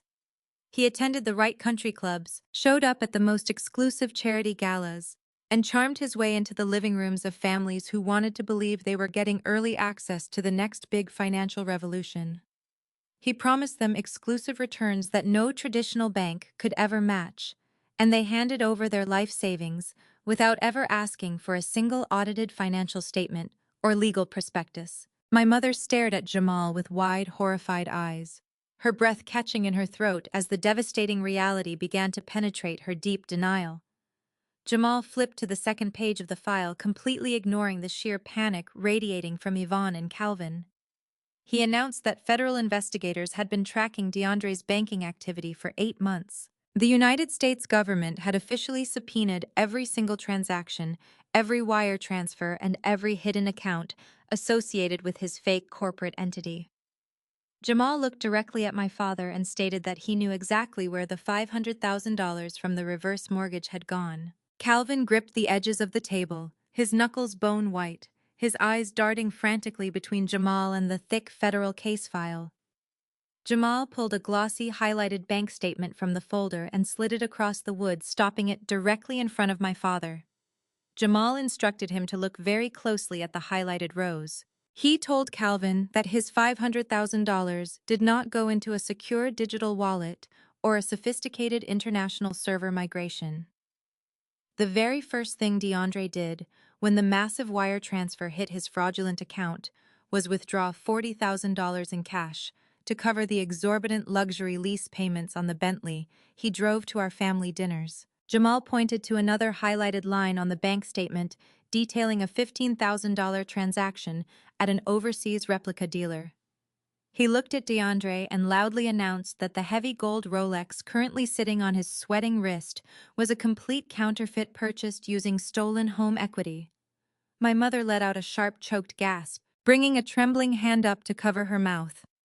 Jamal ruthlessly continued his financial autopsy, reading off the devastating list of expenditures that had entirely drained my parents of their wealth. He revealed that their hard-earned money had financed DeAndre's expensive tailored suits, his lavish weekend trips to Miami, his VIP bottle service at exclusive nightclubs, and the flashy, disorganized wads of cash he threw around bridal boutiques to impress retail workers. Every single ounce of DeAndre's manufactured high society lifestyle had been directly funded by the equity my parents had spent 20 years building in their Buckhead estate. The money was completely irrevocably gone, vanished into thin air to maintain a cheap illusion. The atmosphere in the room shifted from tense disbelief to pure, unadulterated horror. Yvonne began to hyperventilate, her chest heaving as she struggled to draw oxygen into her lungs. The pristine, arrogant image she had aggressively protected for decades was shattering into a million pieces right in front of her eyes. She looked at DeAndre, the man she had proudly paraded around her country club as her brilliant future son-in-law, and saw nothing but a parasitic thief who had happily destroyed her life. Calvin let out a low, agonizing groan. He released his grip on the edge of the mahogany table and suddenly brought his hand up to his chest, clutching the fabric of his shirt as a sharp pain radiated through his body. The sheer stress of realizing he had permanently lost his home, his wealth, and his entire social standing was physically breaking him down. Serena sat perfectly still, her face drained of all color, staring blankly at the bank statements proving her dream wedding and her wealthy fiancé were nothing but a devastating mirage. Jamal did not stop to offer them any comfort. He flipped to the final section of the federal case file, his expression growing even darker and more intense. He told my family that funding a fake luxury lifestyle was only a fraction of the problem. He revealed the most dangerous, terrifying aspect of DeAndre's classic Ponzi scheme. Jamal explained that in a Ponzi scheme, the scammer must constantly recruit new victims to pay fake dividends to the older, increasingly suspicious investors. DeAndre had run out of new victims months ago, and the older investors he had defrauded were not polite, affluent suburbanites who would simply hire lawyers. Jamal leaned forward, his voice dropping to a low, chilling register that commanded absolute attention from every single person inside the private dining room. He looked directly at my terrified sister and explained exactly who DeAndre had stolen from before he decided to target our family. Jamal revealed that DeAndre had aggressively solicited investments from several highly dangerous, organized criminal syndicates operating out of the greater Atlanta metropolitan area. These ruthless men had given DeAndre hundreds of thousands of dollars in illicit cash, expecting the massive guaranteed returns he had arrogantly promised them during his flashy presentations. When DeAndre completely failed to deliver their money, they did not send polite threatening letters or hire collection agencies. They sent armed enforcers directly to his previous home addresses. Jamal pulled out a series of intercepted text messages and transcribed phone calls, laying them perfectly flat on the mahogany table for everyone to clearly see. He read the violent, highly explicit threats out loud without flinching. The older investors were actively hunting DeAndre across state lines, promising to inflict severe physical harm upon him and anyone associated with him if he did not return their capital immediately with extremely heavy interest. Jamal looked back at my hyperventilating mother and my father, who was still clutching his chest in sheer agony. He told them the brutal, unvarnished truth about their terrible financial choices. Their $500,000 reverse mortgage did not just pay for fake designer watches and leased luxury cars. The vast majority of their hard-earned home equity was desperately wired directly to violent loan sharks and cartel enforcers just to keep DeAndre from being violently killed in the streets. My parents had quite literally sacrificed their massive mansion, their personal safety, and their entire financial future to pay off the massive criminal debts of a desperate hunted con artist. The private dining room descended into a suffocating, profoundly terrifying silence, broken only by the pitiful sound of my mother frantically gasping for air as the true, horrific reality of her devastating greed finally crushed her spirit completely. Jamal let the devastating reality of my parents' absolute financial ruin settle over the room for a long moment before he shifted his focus. He turned away from the hyperventilating figures of Yvonne and Calvin and locked his intense, uncompromising gaze directly onto my younger sister. Serena was sitting perfectly still, her hands gripping the edges of the mahogany table so tightly that her knuckles were entirely white. The arrogant, entitled golden child who had shrieked threats at me just 20 minutes ago was completely gone. She looked like a terrified, fragile shell of a woman, desperately trying to comprehend how her perfect high society fairy tale had mutated into a catastrophic nightmare. Jamal did not offer her a single ounce of pity or comfort. He looked at her and stated that funding fake luxury cars and paying off violent criminal syndicates was only a portion of the massive federal investigation. He told Serena that there was one final crucial piece of evidence that she personally needed to hear tonight. Jamal reached into the breast pocket of his tailored suit jacket and pulled out his encrypted government mobile device. He placed the heavy black phone squarely onto the center of the polished table, right next to the gleaming gold federal shield and the red-stamped case file. Jamal tapped the screen twice, unlocking the secure audio files obtained by federal investigators during their months of intensive surveillance. He looked directly at Serena and asked her if she truly believed that the $69,000 she demanded from me was actually meant to secure a historic Buckhead estate for her luxury wedding reception. Serena stared at the black phone, her jaw trembling violently, completely unable to articulate a single coherent word. Jamal did not wait for her to answer his question. He pressed his finger against the glowing screen and initiated the playback of a classified federal wiretap recording. The crisp, highly amplified audio file began playing through the quiet dining suite. A harsh, deeply menacing voice echoed from the phone speaker demanding immediate payment in aggressive, violent terms. The voice belonged to a notoriously brutal loan shark operating out of the southern Atlanta districts, a man heavily monitored by the Federal Bureau of Investigation for extreme extortion and racketeering. The criminal on the recording explicitly stated that DeAndre owed his syndicate exactly $69,000. The loan shark made his terms absolutely clear, delivering a chilling ultimatum that sent a physical shiver down my spine. The violent enforcer told DeAndre that he had until this upcoming Friday at midnight to deliver the exact cash amount in full. The man on the wiretap promised that if the $69,000 was not paid by the strict Friday deadline, his enforcement crew would hunt DeAndre down, break both of his legs, and ensure he disappeared permanently without a single trace. Then a second voice played on the recording. It was DeAndre. The loud, boastful crypto millionaire sounded absolutely pathetic on the federal wiretap. I was sobbing into the phone, frantically begging the violent loan shark for just a few more days of leniency. DeAndre promised the criminal enforcer that he had a foolproof plan to secure the required cash immediately. DeAndre explicitly stated on the recording that his foolish future wife had a wealthy, highly successful older sister who owned a massive private accounting firm.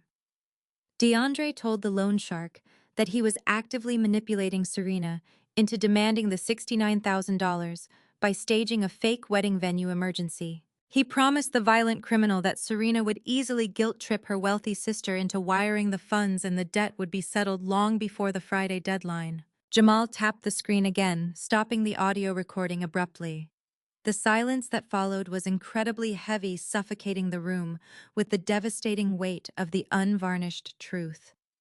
The $69,000 had absolutely nothing to do with imported floral arrangements, customized catering menus, or a historic Buckhead wedding estate. The entire wedding venue deposit emergency was a complete and utter fabrication. The exact dollar amount Serena had aggressively demanded from me was the exact dollar amount. DeAndre desperately needed to pay off a violent criminal syndicate and save his own pathetic life. DeAndre was not a loving fiancé trying to give my sister the luxury wedding of her dreams. He was a terrified, hunted scammer who was actively using Serena as a disposable pawn to extort me for ransom money. Serena let out a loud, agonizing scream that tore through the private dining room. The devastating realization that her entire romantic relationship was nothing but a desperate, calculated extortion plot completely shattered her fragile reality. She turned her head slowly, looking at the man sitting beside her. DeAndre could not meet her gaze. He stared down at his lap, his chest heaving as sweat poured down his face, fully realizing that his violent criminal secrets were now entirely exposed to the federal government. Serena raised her hands and lunged toward him, slapping his chest and screaming that he was a monster. She wailed that he had used her, manipulated her, and deliberately put her entire family in extreme physical danger just to save his own skin from dangerous loan sharks. DeAndre did not apologize or try to comfort her. He just sat there, a pathetic broken fraud trembling under the weight of his massive impending federal indictment. While Serena hysterically screamed at her fake fiancé, a different kind of frantic panic erupted on the opposite side of the mahogany table. Sterling and his two junior legal associates suddenly realized the catastrophic severity of their current situation. They had walked into this restaurant expecting to bully a corporate accountant into signing a few fraudulent documents. They never anticipated walking directly into the crosshairs of a massive federal racketeering and wire fraud investigation led by a sitting United States attorney. Sterling understood perfectly well that the federal agent standing in this room possessed the full legal authority to arrest him immediately for active obstruction of justice, conspiracy to commit extortion, and impersonating a licensed legal professional across state lines. The disbarred, disgraced lawyer did not waste another single second. He aggressively shoved his heavy leather chair backward, the wooden legs scraping loudly and obnoxiously against the thick carpet of the private dining suite. He frantically grabbed his scuffed briefcase from the table, completely abandoning his fake junior associates without a single glance backward. The two younger men immediately panicked, scrambling to grab their own belongings, knocking over glass tumblers of water in their desperate haste to escape the dining room before the federal agents could place them in handcuffs. Sterling lunged toward the heavy oak doors, desperately hoping to flee the restaurant and avoid spending the rest of his natural life trapped inside a high-security federal penitentiary. He reached out for the polished brass handle, his sweaty hands shaking violently with pure, unadulterated fear. He never even touched the cold metal. The two heavily armed federal agents moved with terrifying, perfectly synchronized speed. They aggressively stepped directly in front of the heavy oak doors, forming a solid, impenetrable wall of federal authority that completely blocked any possible avenue of escape. The lead agent forcefully shoved Sterling backward, sending the disgraced, sweating lawyer stumbling awkwardly into the edge of the mahogany dining table. The agent unclipped his tactical radio from his belt and announced in a booming, commanding voice that absolutely no one was permitted to leave this room under any circumstances. The junior associates froze instantly, dropping their briefcases onto the soaked carpet and raising their trembling hands high into the air in the posture of total and complete surrender. Sterling collapsed back into his chair, gasping for breath, completely trapped by the devastating consequences of his own monumental greed and astonishing arrogance. The room descended into a chaotic symphony of pure, unfiltered despair. Serena continued to weep hysterically, her loud, agonizing sobs echoing sharply off the dark mahogany walls as she repeatedly struck DeAndre on the shoulder, demanding answers he was entirely too terrified to provide. My mother Yvonne remained curled in a pitiful ball in her leather chair, rocking back and forth as the horrifying reality of her imminent bankruptcy and highly public social destruction fully consumed her. My father Calvin stared blankly at the scattered fraudulent legal documents, his chest rising and falling in shallow, erratic bursts, as he finally understood that his desperate pursuit of elite status had permanently ruined his life. Jamal stood tall and unyielding at the center of the carnage, his expression radiating absolute uncompromising justice. He looked directly at DeAndre, signaling to the armed federal agents blocking the door that the presentation of evidence was officially concluded and it was finally time to execute the arrest warrants. The final trap had snapped completely shut, securing them all. The inescapable reality of their monumental collapse was now a permanent and completely undeniable fact. Jamal gave a single, almost imperceptible nod. The two federal agents moved with a swift, highly practiced efficiency that left absolutely no room for physical resistance or negotiation. They stepped away from the heavy oak doors and converged rapidly on DeAndre. One agent grabbed DeAndre by his right shoulder, violently hauling the scammer out of his high-backed leather chair. The sudden, forceful movement knocked the heavy chair backward, sending it crashing loudly onto the thick carpet of the private dining suite. DeAndre stumbled awkwardly, his expensive but wrinkled black button-down shirt twisting violently as the agent forcefully spun him around to face the dark mahogany wall. The second federal agent grabbed his wrists, pulling his arms sharply and painfully behind his back. The unmistakable sharp click of heavy steel handcuffs locking securely into place echoed loudly through the silent, tense room. DeAndre did not fight back. The man who had confidently strutted into luxury bridal boutiques flashing thick wads of stolen cash now completely dissolved into a pathetic, trembling mess of absolute panic. His knees buckled entirely, and the two federal agents had to physically hold him up by his biceps just to keep his limp body from collapsing onto the floor. As they secured the metal restraints tightly around his wrists, the lead agent leaned in close and began reciting the Miranda rights in a loud, commanding voice. You have the right to remain silent. Anything you say can and will be used against you in a court of law. DeAndre began to sob uncontrollably. Large, heavy tears streamed rapidly down his face, dripping off his chin and soaking the collar of his shirt. He twisted his neck, looking desperately over his shoulder at Jamal. He pleaded with my husband, begging frantically for a federal plea deal. DeAndre cried out that he could provide specific names, offshore bank account numbers, and the exact physical locations of the violent loan sharks and cartel enforcers he worked with. He rapidly promised to wear a wire to testify under oath against the criminal syndicates, to do absolutely anything the federal government wanted if Jamal would just show him a shred of mercy. He wailed loudly that he was not a criminal mastermind, just a desperate guy who got in way over his head, begging the lead prosecutor to spare him from a lengthy federal prison sentence. Jamal simply looked at him with icy, unflinching disgust and instructed the armed agents to process the fraudulent scammer for immediate transport to the federal holding facility downtown. The sight of DeAndre in metal handcuffs finally shattered whatever fragile delusion Serena was still desperately clinging to. She let out a guttural, ear-piercing shriek that rattled the crystal chandelier hanging above the mahogany table. She lunged across the open space between them, her hands reaching out wildly to grab DeAndre by his shirt collar. She screamed hysterically that this all had to be a massive misunderstanding, that her fiancé was a legitimate, highly successful cryptocurrency businessman. She yanked aggressively at the fabric of his shirt, demanding that he order the federal agents to let him go right now. The agents did not hesitate for a single second. One of them easily swatted Serena's flailing hands away, stepping firmly between her and the handcuffed fraudster. The agent firmly warned her to step back immediately and not to interfere with an active federal arrest, resting his hand casually on his duty weapon to emphasize his point. They hauled DeAndre toward the exit. Serena chased after them, her high heels stumbling awkwardly on the carpet.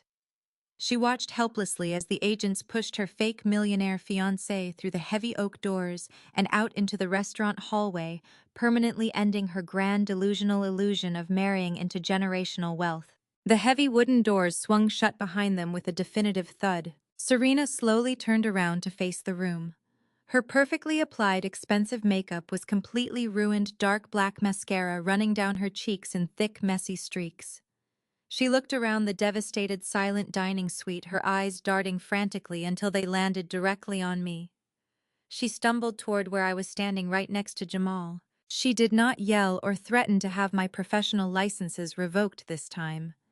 Instead, her legs gave out completely beneath her. Serena dropped heavily onto her knees right in front of me, the fabric of her designer dress pooling around her. She looked up, her face twisted in a pathetic, agonizing mask of pure, unfiltered desperation. She begged me to help her. She pleaded with me to use the liquid assets from my private wealth management firm to immediately post DeAndre's federal bail. Serena cried out that I knew all the best, most ruthless corporate defense lawyers in Atlanta, and aggressively demanded that I hire a high-powered legal team to represent him against Jamal in federal court. She sobbed uncontrollably, claiming that if I truly loved her as a sister, I would willingly drain my business accounts to secure his freedom, so her lavish high society wedding could still happen on Friday as planned. She desperately claimed that DeAndre just made a few bad investments and that a brilliant, wealthy financial expert like me could easily fix his massive legal mistakes. I stared down at my younger sister, absolutely appalled by her staggering, unyielding entitlement.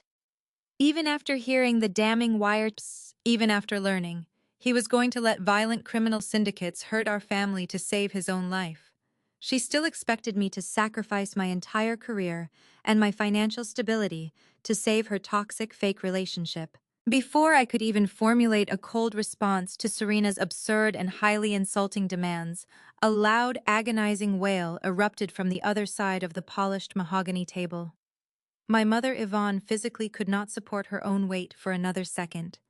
She slid slowly out of her high-backed leather dining chair, her body collapsing heavily onto the floor. She landed awkwardly on her hands and knees, her expensive designer dress bunching up around her legs. The proud, arrogant socialite who had just threatened to ruin my life and send me to prison was completely gone.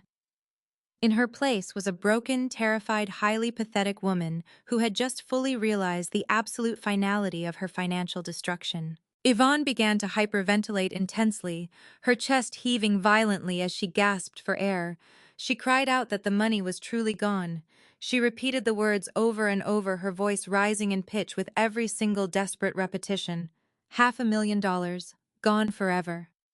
The terrifying reality of the missed balloon payment finally crushed her arrogant spirit. She realized with chilling clarity that the bank was absolutely not going to grant them another extension based on fake crypto promises.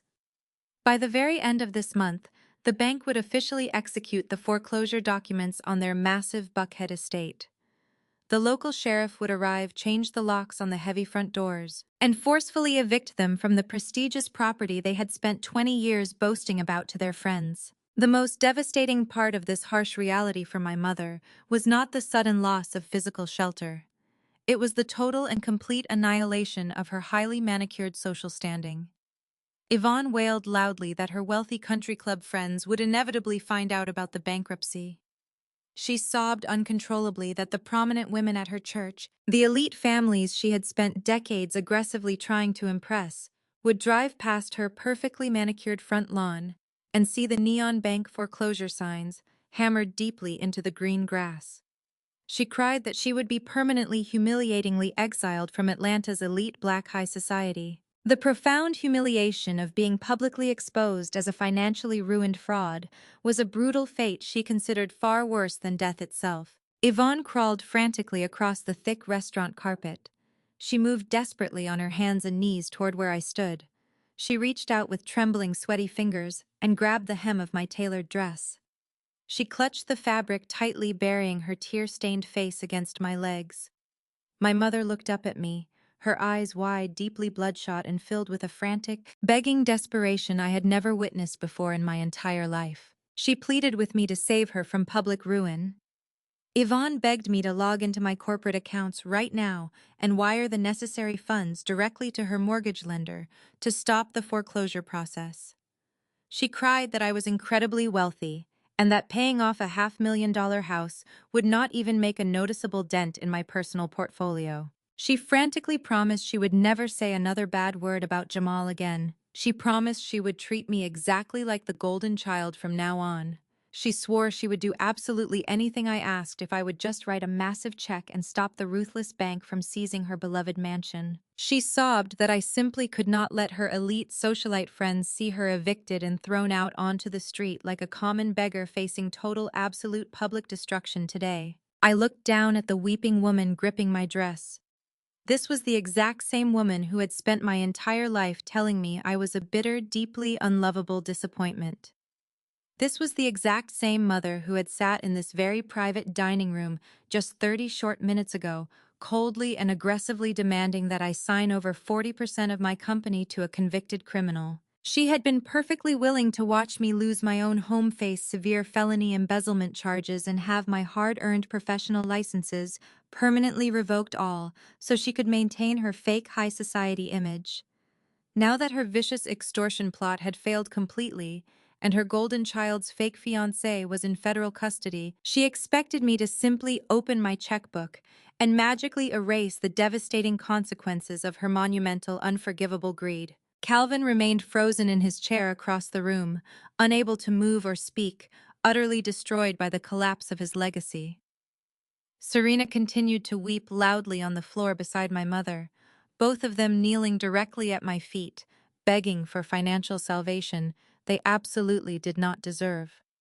Jamal stood quietly by my side, his presence a solid, immovable pillar of strength. He did not intervene. He knew this was my moment to address the toxic people who had tried to destroy me. I looked down at my mother and my sister, feeling a profound, icy detachment. Their hot tears meant absolutely nothing to me. Their frantic apologies were completely empty, driven only by the terrifying reality of their impending poverty. They had built their entire lives on a highly fragile foundation of lies, cruel manipulation, and supreme unchecked arrogance. Now that foundation had violently caved in, and they were desperately trying to drag me down into the dark rubble with them. I stared down at the dark rubble they were desperately trying to drag me into. I did not bend down to help my mother off the restaurant carpet. I did not extend my hand to pull my sister up from the floor. I simply took a single deliberate step backward, forcing Yvonne's trembling fingers to slip right off the hem of my tailored dress. The sudden detachment made her gasp loudly, as if the physical loss of my fabric had severed her very last lifeline to salvation. I looked down at the three of them, observing the complete and total wreckage of my biological family. I did not raise my voice.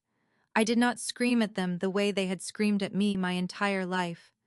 I did not shed a single tear of sympathy or rage. My heart beat with a steady, perfectly even rhythm. The burning anger that had fueled me on the drive to this restaurant had completely evaporated, replaced by a profound, chilling clarity. They were no longer my parents or my sister.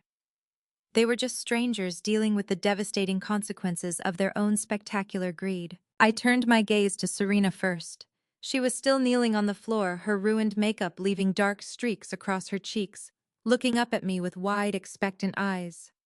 She was genuinely waiting for me to magically deploy my corporate assets to rescue her fake billionaire fiancé from federal custody.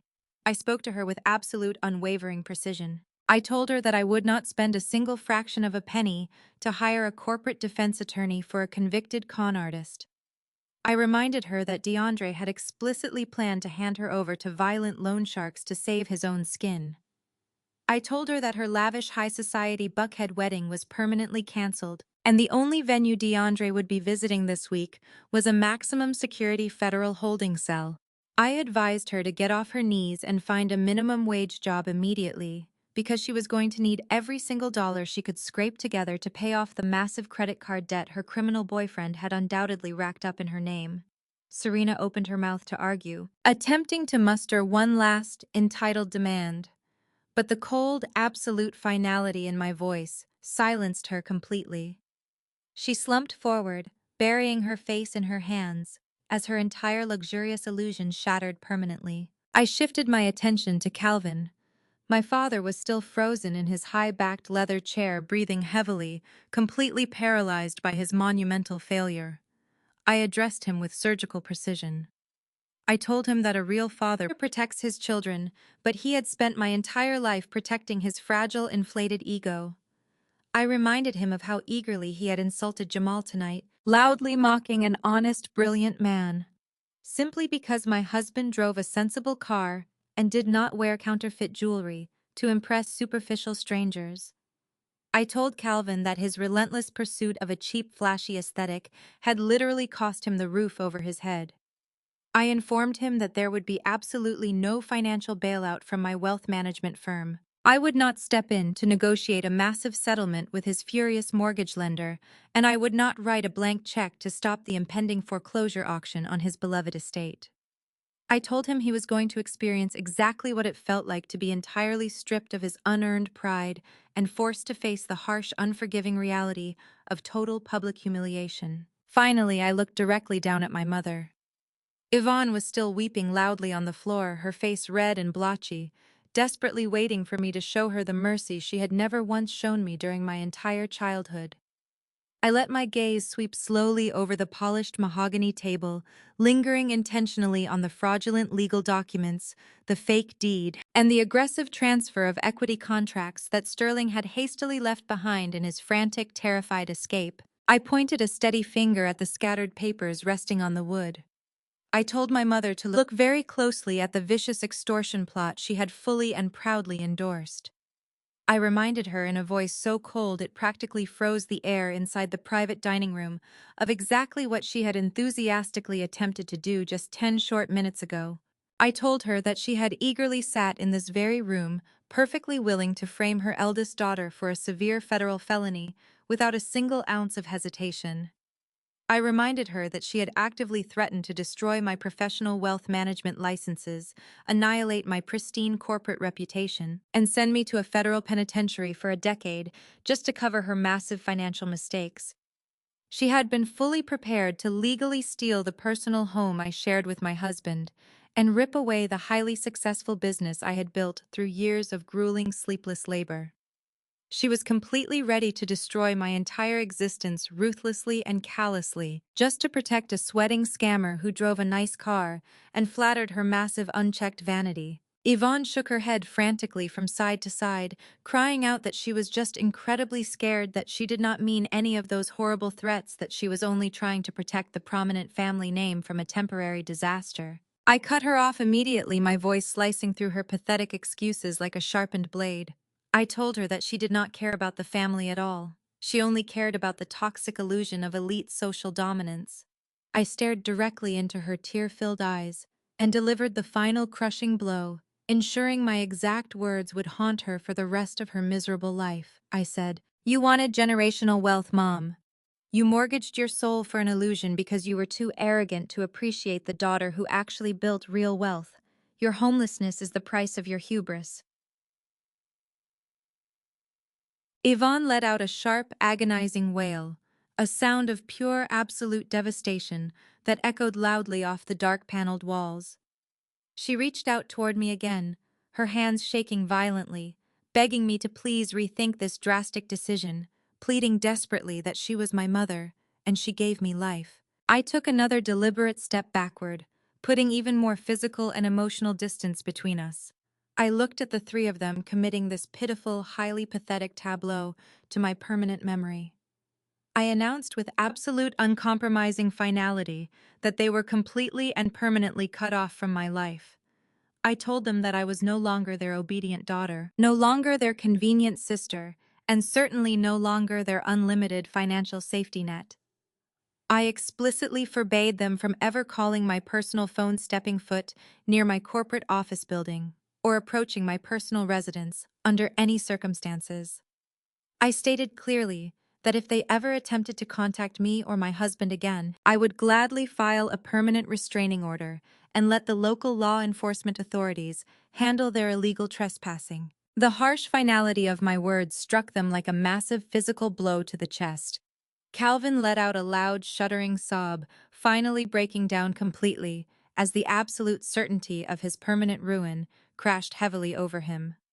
Serena curled into a tight, miserable ball on the thick restaurant carpet, weeping loudly for her lost luxury lifestyle and her shattered social standing. Yvonne simply lay flat on the floor, gasping frantically for air, totally paralyzed by the devastating, inescapable consequences of her own monumental greed. I did not offer them a single parting glance of sympathy. I turned my back on the toxic people who had spent 3 decades making me feel like I was never enough. I looked at Jamal, the man who had always recognized my true value, the brilliant prosecutor who had flawlessly dismantled their entire criminal charade. Jamal stood tall, his expression radiating quiet pride and unyielding, steadfast support.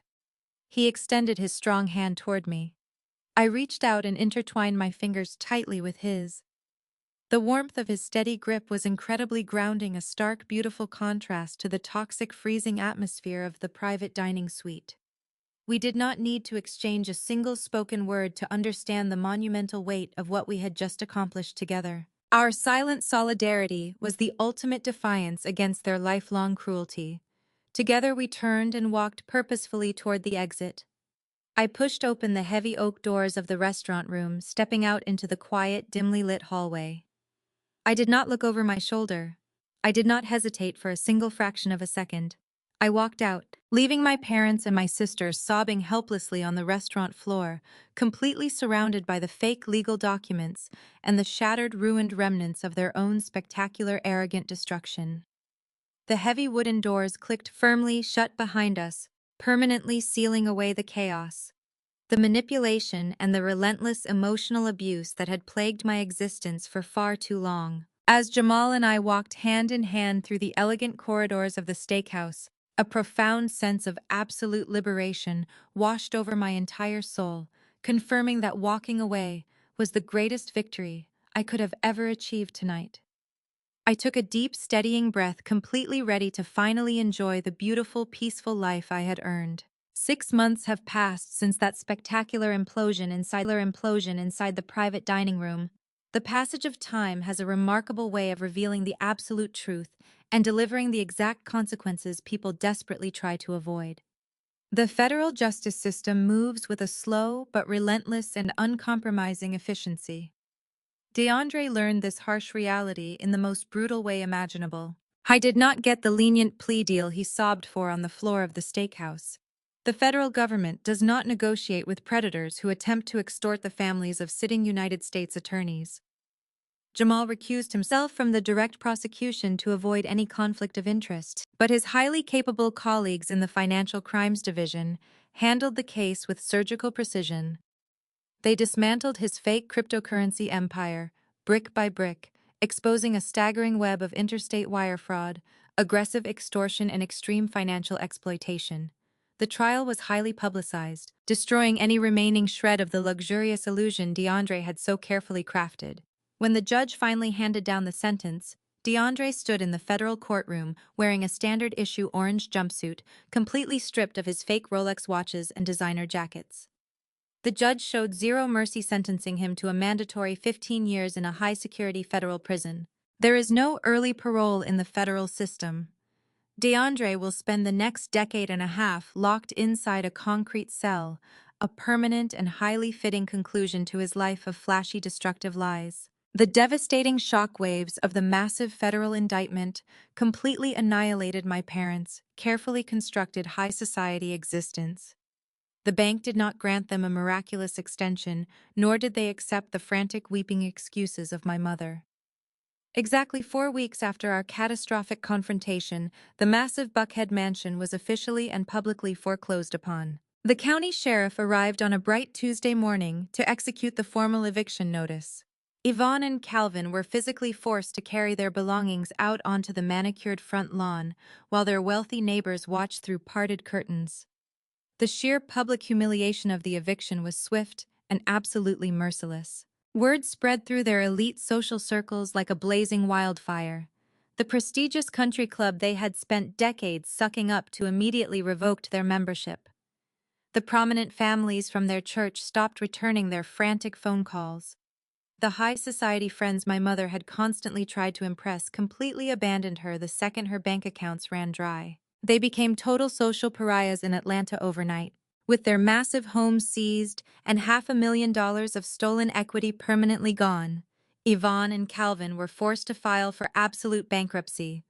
They had to sell their remaining luxury cars and pawn their expensive jewelry just to secure a basic security deposit. Today they live in a cramped, poorly maintained two-bedroom apartment on the far outskirts of the city, miles away from the affluent neighborhoods they once ruled. There are no more crystal chandeliers, no catered galas, and no wealthy friends to impress. My father, completely stripped of his arrogant pride, spends his days sitting in a small, poorly lit living room, endlessly regretting the catastrophic financial gamble that destroyed his legacy. My mother, who used to terrorize retail workers and demand preferential treatment everywhere she went, now hides inside her tiny apartment, absolutely terrified of running into anyone she used to know. The profound silence of their new isolated reality is the exact consequence they earned for prioritizing an illusion of wealth over the safety of their own daughter. Serena faced a fate equally, if not more devastating. The golden child who had shrieked at me to sign over my life savings suddenly discovered the true, horrifying cost of her arrogance. When investigators seized his stolen assets, they uncovered a massive trail of fraudulent credit accounts. He quietly opened numerous high-limit credit cards solely in her name, exploiting her pristine credit score to fund his luxury car leases and expensive vacations. He had completely maxed out every single account before his arrest, leaving Serena saddled with hundreds of thousands of dollars in devastating, inescapable consumer debt. Because the debt was legally under her name, she could not simply walk away from it. Serena had absolutely no wealthy husband to rely on, no trust fund to drain, and no prominent social status left to leverage. The luxurious fairy tale wedding she had viciously tried to extort me for was cancelled, replaced by a mountain of collection notices and aggressive daily phone calls from debt recovery agencies. For the first time in her entire pampered life, Serena was forced to face the harsh, unforgiving reality of the real world. She had to get a job. She possessed no practical skills, no significant work history, and a toxic attitude that made her unemployable in any corporate setting. With zero options left, the former golden child was forced to accept a minimum wage job working as a front-lane cashier at a local discount grocery store. She now spends her days standing on her feet for 8 hours a stretch, wearing an unflattering polyester uniform, scanning barcodes and bagging produce, just to make the minimum monthly payments on the massive debt her scammer boyfriend left behind. The ultimate, crushing irony is that she works in a store located just a few miles away from her former high society stomping grounds. Occasionally, the wealthy women she used to boast to will walk through her checkout lane. They offer her fake, pitying smiles while she silently rings up their expensive groceries, her face burning with profound, inescapable humiliation. She traded her loving sister for a fake millionaire, and her miserable, exhausting reality is the heavy price tag of her supreme entitlement. While my biological family navigates the miserable, suffocating wreckage of their own terrible choices, my life has flourished in ways I could have never previously imagined. The complete removal of their toxic, demanding presence from my daily existence felt like shedding a massive, suffocating weight from my chest. Chloe and Jamal are thriving. We are no longer dragged into chaotic family drama, and we are no longer subjected to relentless emotional blackmail. Without the constant draining pressure of my parents' aggressive expectations, I poured my renewed energy entirely into my private wealth management firm. My business is absolutely booming. I recently expanded my corporate offices, hired a dedicated team of junior financial analysts, and secured several highly lucrative international accounts. The success I have achieved is genuine, built on a solid foundation of hard work, relentless dedication, and unwavering integrity. I do not need to lease flashy cars or wear heavy gold chains to prove my worth to anyone. My professional reputation speaks entirely for itself, commanding profound respect in every boardroom I enter. Jamal continues his vital high-stakes work as a federal prosecutor, taking down corrupt financial predators and ensuring justice is served. He thrives in his challenging role, fighting corporate greed daily. Our marriage has grown incredibly strong, fortified by the deep, unspoken understanding that we will always protect and fiercely defend each other against any threat, regardless of where that threat originates. We spend our weekends enjoying quiet, peaceful mornings together, cooking meals in our beautiful home and planning our future without a single ounce of anxiety or dread. We frequently take long, relaxing walks through vibrant city parks to simply appreciate nature and breathe freely. The absence of my toxic family and their manipulation has left a beautiful, expansive space in my life, which I have gladly filled with supportive friends, dedicated colleagues, and a husband who loves me unconditionally. I am completely liberated from the heavy, poisonous burden of their selfish expectations. I no longer seek their validation, and I no longer mourn the loss of their conditional approval. I am profoundly happy, genuinely secure, and totally free. Looking back on the chaotic, terrifying night in that private dining room, I realized that walking away was the most empowering decision I have ever made in my entire life. It taught me a profound lesson about the true meaning of self-worth, personal boundaries, and absolute uncompromising mental health.